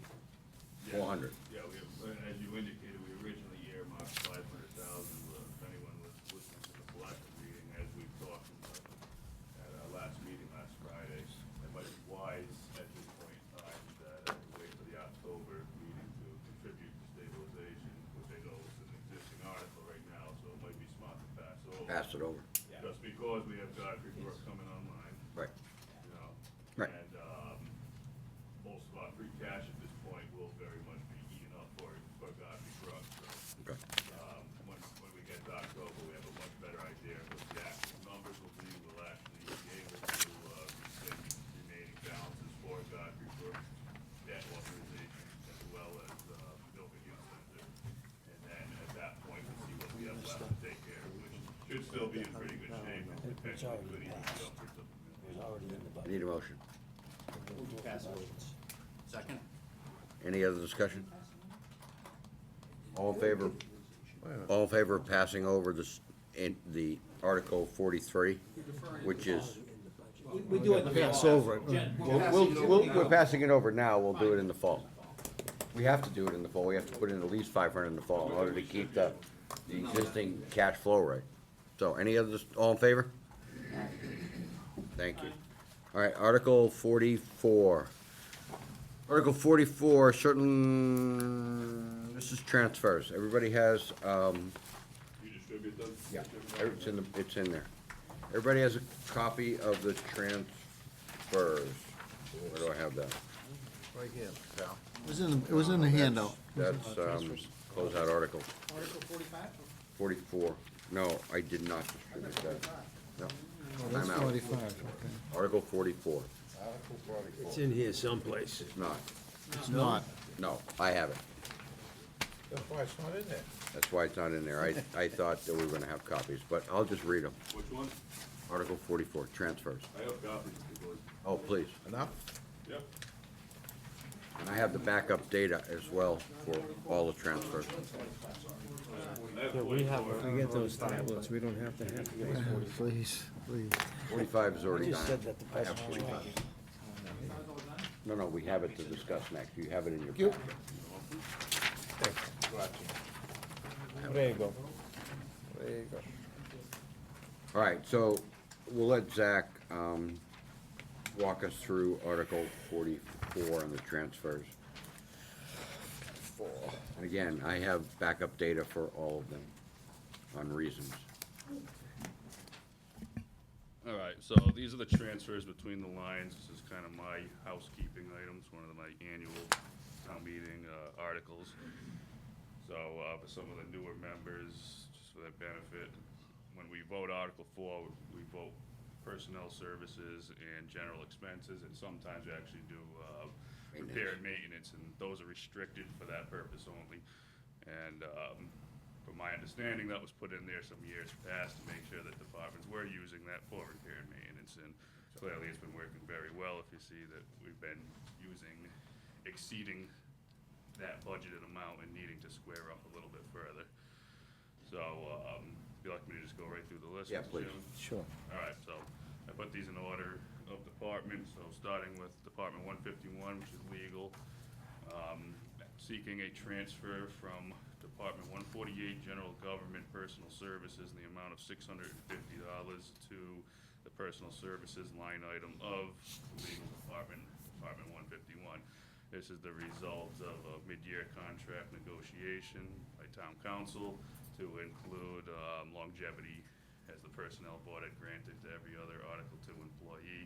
Wasn't known at the time of budgeting, went through, and we need to come up with the $650. We have extra money in general government due to someone going out on maternity leave for over 6 months and then returning part-time, so that's the logical place to take that from. Move favorable. Second. No, we're gonna move on the whole thing. On the whole All at once? Yes. That's one article, yeah. The next department, 175, which is the planning board. This was the results of a grandfathered rate, and actually kind of glad it's here again so that I can demonstrate somewhat how difficult it would, right now we have about 4 grandfathered rates, and this one had snuck by and got overlooked. And by a grandfathered rate, which resulted from the Bennett study, which was the last time the personnel board had done the study on compensation. So if anyone was actually being paid higher than what the new recommendation would be, it grandfathered you and you'd continue to receive a 2% COLA increase. So one of my fears with this new personnel board study is I think quite a few people would end up getting grandfathered, and it would make budgeting very, very difficult to track. For example, again, this is one of 3 or 4 last people, and it snuck by the department head as well as myself, and this is actually a recurring issue. This was on there last year as well. I assure you it's taken care of this year, but it just shows you how difficult getting in a situation like that could end up being. And this particular transfer will be taken, will be handled from within the department. General expenses will be brought up to the salary line to take care of that. The next transfer is public buildings and property, Department 192. This is one of the town administrator's budget, and it took a pretty good beating this year. The first one is for personal services.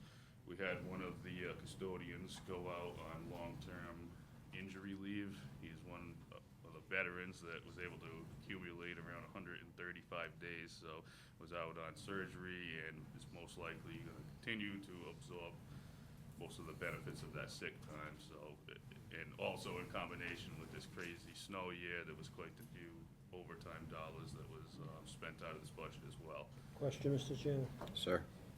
Was that an injury, was that an on-service injury? It was not. No. No, it was not. Thank you. So again, as I mentioned in the first transfer, we do have some money in the general government line item, personal services to personal services. It's gonna be about $15,500, and that'll take care of that particular line item. Another issue with public buildings and properties, as I first stated, with the restrictions on repair and maintenance. Again, this budget took a beating. There was quite a few unforeseen repair and maintenance, and it exceeded the amount that was authorized by town meeting.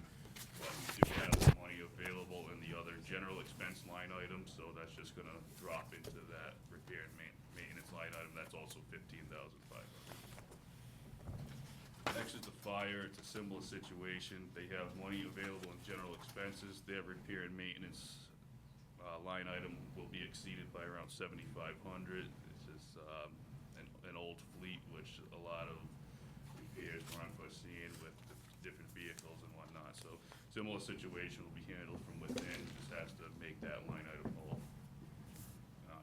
Hydrant services, so this was, if you remember, in FY '14, there was the uncertainty of the projected 89% increase that didn't end up being 89%. I think it was more like 53 or somewhere in the 50s.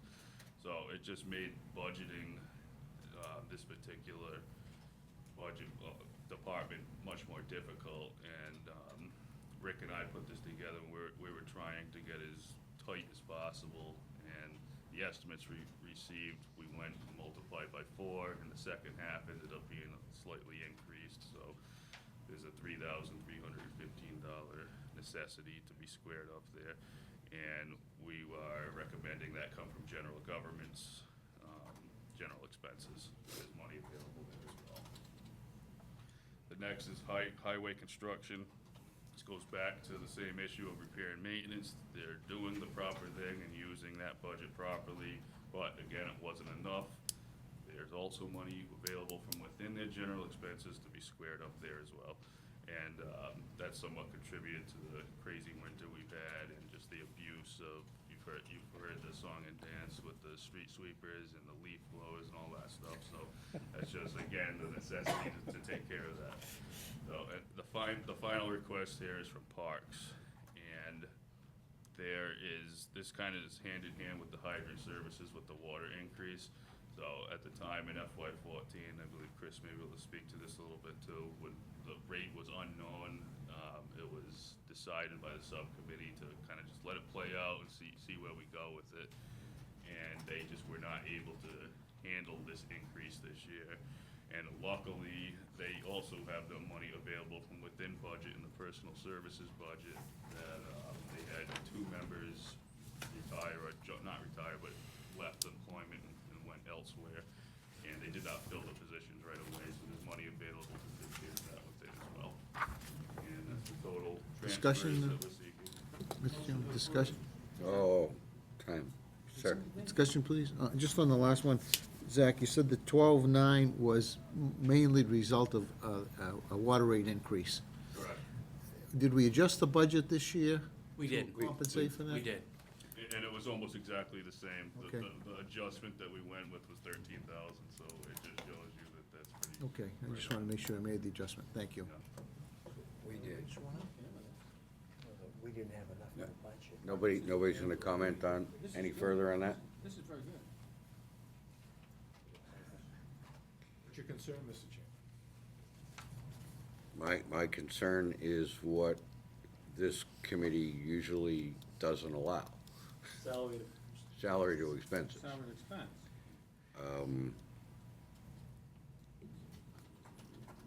Do we want to make the exception here is the question. Mr. Chairman, I think this is a unique situation where we restricted the increase in the budget, and we're kind of now facing the fact that we needed to do so.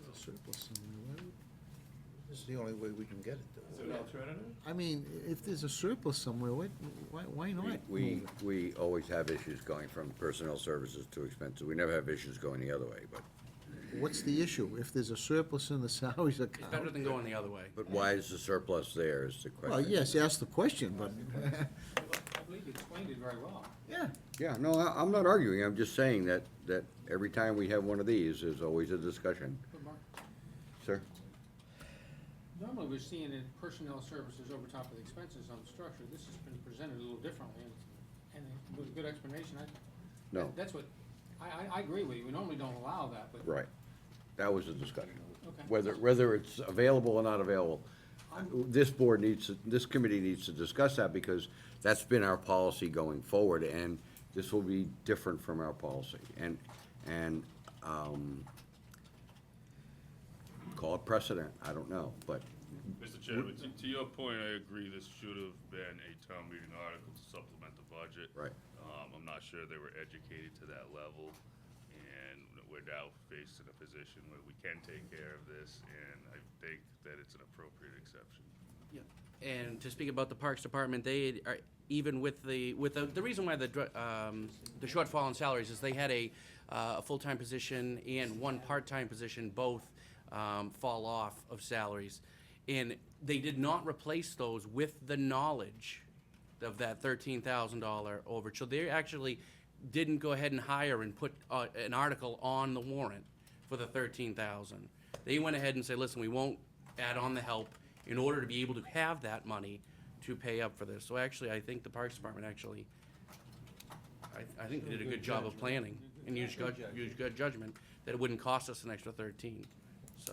All right, so but I agree mean, with you. but the real issue is Precedence. that should be a town meeting article going that way, okay? I agree. All right, now I'll take a motion. Motion to approve the 70,520. Second. Move here, second there. All in favor? Yo. Opposed? Thank you. Jack. All right, next item is Article 45. So, Article 45. Everybody has a handout on I 45. think I actually handed mine out. I got it. if you want. Zach, here. Article 45 is capturing money in articles that were not spent. And there's a number of them. And I don't think we ought to, I don't really wanna go over the detail, but it's $193,781 back to the general fund. Everybody has the issue. We should vote on it, that's it. Benefit of the new people, so they Yes, you understand do. what's happening. I'm sorry? Benefit of the new guys, so they understand what's happening here. We're closing out the articles and bringing the money into the general fund. Which is what I just said. Oh, yeah, but at first it's. And each one of these articles was, Zach has discussed this with the department heads, and department heads agreed. Correct. All right, so that, Chairman? sir, Only because it's part of the handout, we can vote on the article, but it may be under new business, could we talk about some of the list of open articles? I was going to, absolutely. Reminded them. That's why I asked for them. Yes, sir. So why don't we just save that for, No applause, save that for later. no steak either? Library roof, 86,000. How come that's so high? Obviously, They got it for less. Yeah, the architect that had originally quoted us, it was a lot higher, and then when the bids came in, I suppose you could say we got lucky. Yeah, came in less than we expected. But to that point, if I may, Sure. we have a subsequent issue with part of the roof that was not replaced, which is the ornamental mansard part.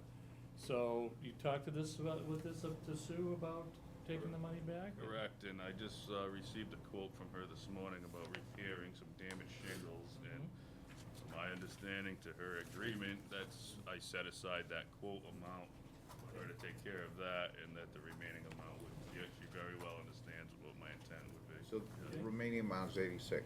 Correct. You know, I actually like this, that if you have extra money, you return it, and then if you need something else, you come and ask for it. I think too many times, when we have extra money, we sit there and say, oh, but I could use a new garden, or I could use a new this or that, and we go and, well, we had the money, so let's spend it. I like what he's doing, to say, yeah, we voted, town meeting, to have X done. We added too much money. Bring the money back. Now if you need Y done, come back and ask again. That to me feels better than keeping the money and moving it. Right. Yes, Yeah, Chris. Mr. Chairman, I'm glad that we're getting our change here, so I make a motion to, Can I in ask, favor of. what's a demo 11 tempo? That was Demolition of a. of a house that was Temple condemned. Street. Yeah. Oh, thank you. We Not demoed. a temple. Not a temple. Trust me, we're not going there again. Okay. Whoa. We have a motion and a second. Second? There's a motion over here, Yeah, I'll second. second over here. All in favor? Opposed? Thank you. All right. I think we're all done with the warrant. You got 3 and 4, 2 and 3 left open? Three? No. Did we Three, not? I three don't we, have any record of- three we voted on. That was the, We did? yes. Okay. 2 is left open. Okay, I don't have any record of voting on 3. Yeah, we did. We voted on, I'm sure we voted on Okay. 3. I have it checked As long off. as we did, I just bring it up, because I don't have any notes on it, I must have missed it. No, that was, oh, you're right. I don't have it checked off either. I don't have it No, checked off. thank you. Article 3 is salary and compensation for elected officers of the town. Clerk, collector, assessor, said, and I think that went up 2%, right? 2%, Across the board. right, which was the recommendation from us. So I'll take a motion. Motion to approve. Second. Any other discussion? All in favor? Thank you. Thanks, Al, I missed that one. Okay, we have another warrant to discuss. There's going to be a special town meeting within the annual town meeting. I don't know how they're gonna do that, but I guess there's a way to do it. Beginning. Is that when you do it, in the beginning? Yeah. All right, so everybody has a copy. There's 2 articles on there. Then you adjourn it. You have a copy? I'll give it to you. Article 1 is a TIF agreement with Consigli Construction to build another building or build an addition. Anybody want to talk about what those numbers are for this committee? Nobody? Do we have a copy of those numbers? No.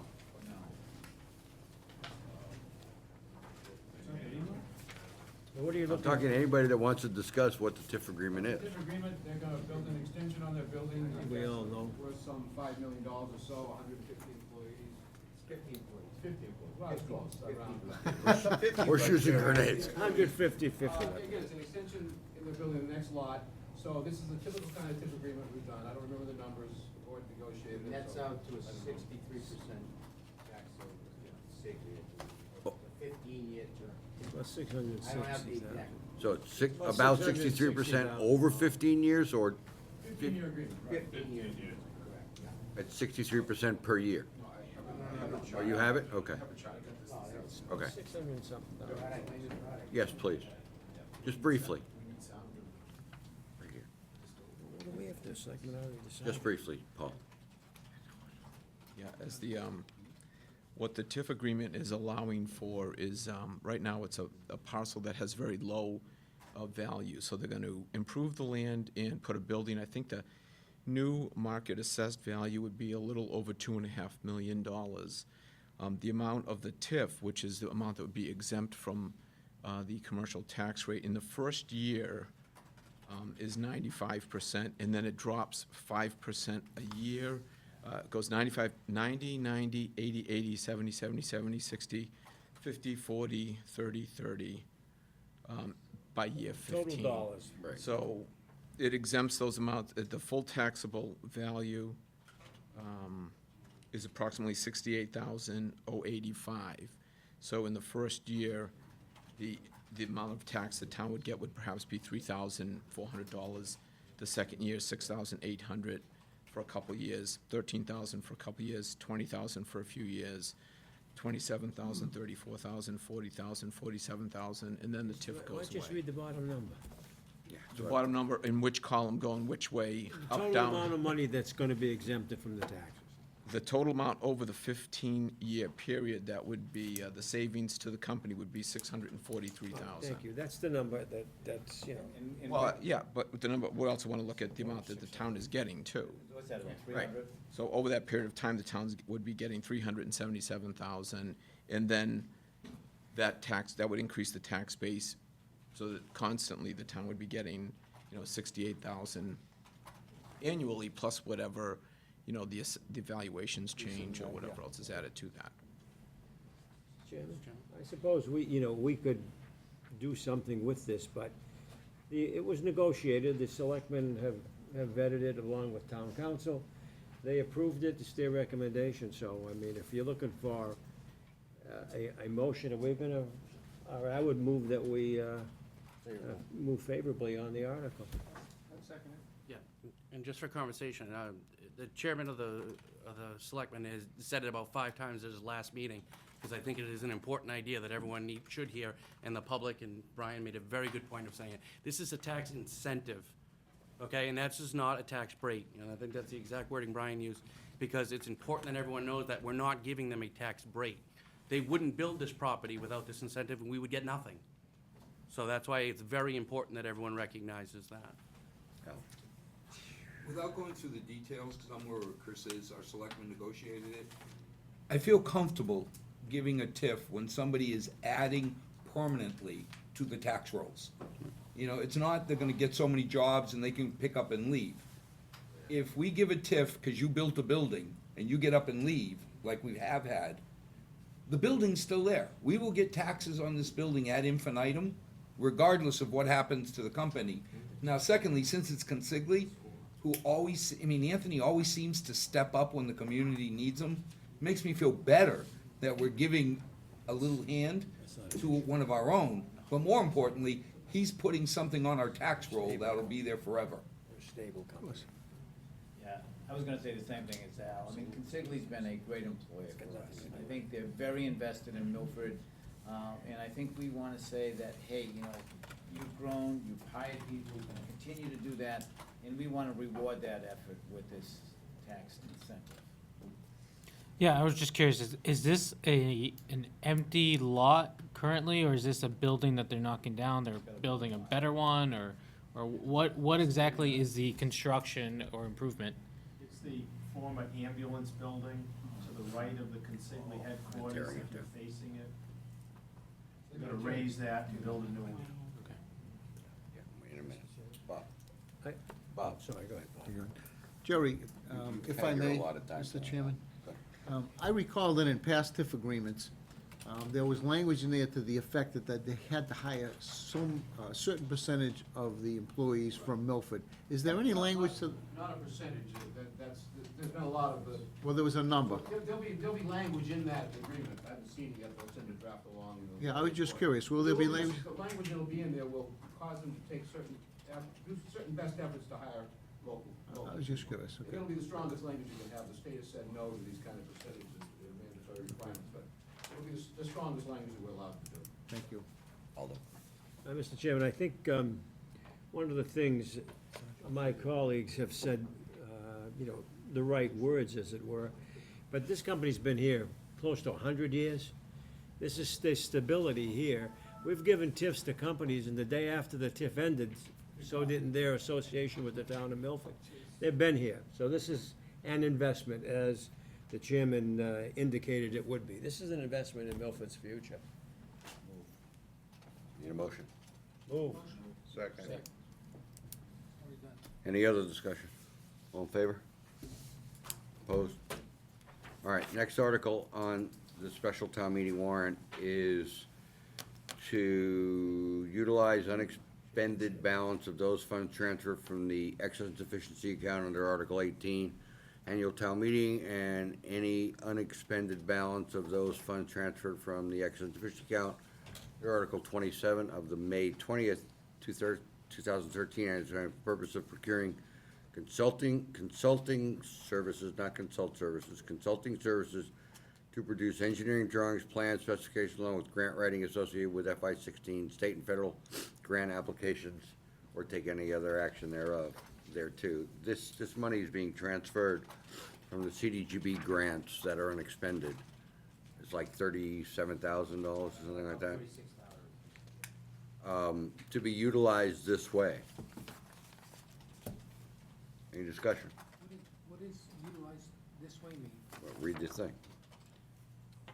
To, I said it, to consulting services to produce engineering drawings, plans, specifications, along with grant writing associated with FY16 state and federal grant applications, or take any other action in relation thereto. So originally, the money was put there to write grants, the CDGB grants, to improve the downtown area and see if we couldn't get some money from the state to do work. And we were successful to the tune of, what, 13 million or? A lot of money. Over the years, for a lot of money. The money was put there last fiscal year, and that group was disbanded. Sue Clark went as the director of the senior center, and the other employee is employed, I think, at the legal department, Melissa. So there's no and there's no more grants. I mean, the state, we were told then, we've had so much grant money from them that it would be very difficult, if at all, to get any more grants from the CDGB. Yeah, the idea is to try to get back into the CDBG game, but it's gotta be with a partnership with other communities. So the last application that went in was unsuccessful. I don't think we applied last year, right, or this FY fifteen, we didn't apply this year. That's what the second appropriation is. So the idea is to put this money in an article to allow us to do an application for FY sixteen if we can find a municipal partner to partner with. But it, Try to get funds from the state. it's not clear here if it's that kind of a grant. It appears to me that you can use this money for any kind of grant writing application or anything you want. I don't have it in front of you, but the idea is to get it from prior year CDBG No, I- appropriations into a current CDBG. Right, and what I'm saying is that the CDGB grant was specific, and this is general. So you can use it anytime you want for, For grant application. Yeah, for grant, this is more general. I would acknowledge the discussion we had was, if we weren't able to partner with the CDBG grant, that possibly there may be other grants out there that we could use this for engineering, consulting, et cetera. to do what? I mean, I thought the whole thing was to improve the downtown area. And if there are other grants that improve the Kmart Plaza, does that fall into the same category? The intent that I had was to get it to an FY sixteen CDBG application. And I think the only way we can do that is if you find a municipal partner to do that. And I think that's fine. That was it. Will the motion on the floor say that? We haven't gotten to that point, you know, because that was put together real quickly. The primary reason was for the consigli TIF. Right. And then we kind of talked about the CDBG at the last minute, and it just got put on there. So, you know, to be honest with you, we really haven't had a chance to, you know, fully, you know, kind of discuss that. But that was clearly the intent. That was the discussion we had at the selectmen's meeting, and that's what the board wants to do. Silence. I would move, Mr. Chairman. Yeah, second. Did he say move favorable? Yeah, that's what he said. Yeah, I'm just a little unclear, I'm fine. All right. Any other discussion? I would just like to see the motion say that was the intent, that's all. Let's hope If it that's is. possible. Whatever the board wants. Yeah, whatever the board wants. Okay. I don't think that's a problem. All right, I didn't think so either. I just, Flexibility for other things too. yeah, well, no, come back and ask for that at that time. We just had that discussion. All in favor? Opposed? Thank you. All right. You can have it. Last item that I have, I think, is, everybody, when we gave out those closeout articles, the second page and third page has articles that are not closed out, that are open. And what I would like each of the committee chairs to do is to go back to their departments and discuss these and find out why this money hasn't been expended and why we can't have it back if it wasn't expended. And we could talk to the finance committee article because we still have money there for tablets. But, that would be my recommendation. I'd like to hear some sort of discussion at the next FinCom meeting. Okay, everybody in agreement? Because there's some numbers here that we put in the budget. And there's money in their budgets that could have been, for example, the generators. I think we should have that discussion with the department, Absolutely. okay? We should address the tablets. What? These are unexpended open articles.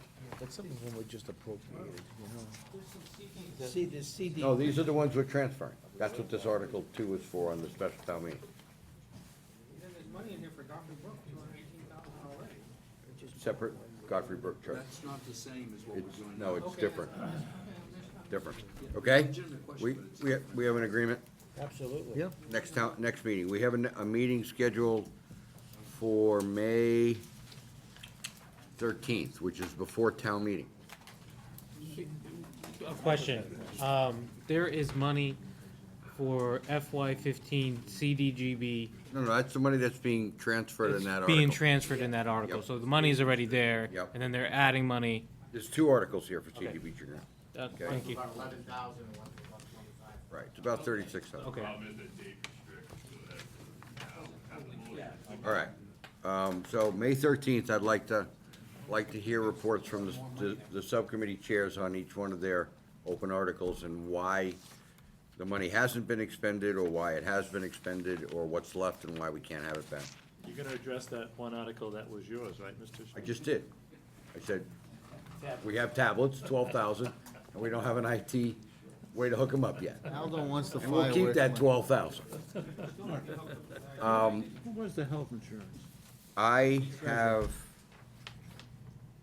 nothing else to talk about, I believe. The only thing I would like to discuss is elections. The elections are typically in June. I probably will be traveling in June, but so we can move them to May, or we can wait till June. Is a non-issue to me. Pleasure of the board. I move, well. Who's- as who's the chairman of the nominating chairman, committee? Yeah. I would suggest we do it in May. It's just as easy to get the names in May as it is in June. What's gonna happen Pull between a May few and teeth June? we're all set. I just asked, because I know I'm gonna be traveling, and I would like to be here to vote. I'll second. Okay, we'll do it in May. Doesn't matter, it's not a motion. We're doing it in May. No, it doesn't Mr. need to Chairman, be. if I may? Yes, you may. Since we just cut the timeline down, don't forget that we have 3 seats on the executive committee, okay? The chair and the vice chair are automatically members of that particular committee, so 3 names. Okay, any other business? Sir? I had one thing that I should mention, Oh, yes. just for the record, Gentlemen, thank you. Go ahead, Mike. yeah, just for the record, the town library asked me as a resident and a consumer of their services to take part in a 3-meeting strategic planning effort in which residents and library staff sit down to brainstorm the local needs in the library over the next 3 to 5 years. There are no funding or policy decisions made during these 3 meetings. And I just wanted to make the FinCom aware of those, so make sure there's no conflict or no involvement of any FinCom-related matters that I could see in it. Okay, as long as you don't commit the FinCom to something that, as a FinCom member, so you're on there as a local citizen. Right. Okay. I don't have any problem with that. Anybody have a problem with that? I need a motion. Move. Second. All in favor? Yo. Thank you. Good meeting, gentlemen and ladies.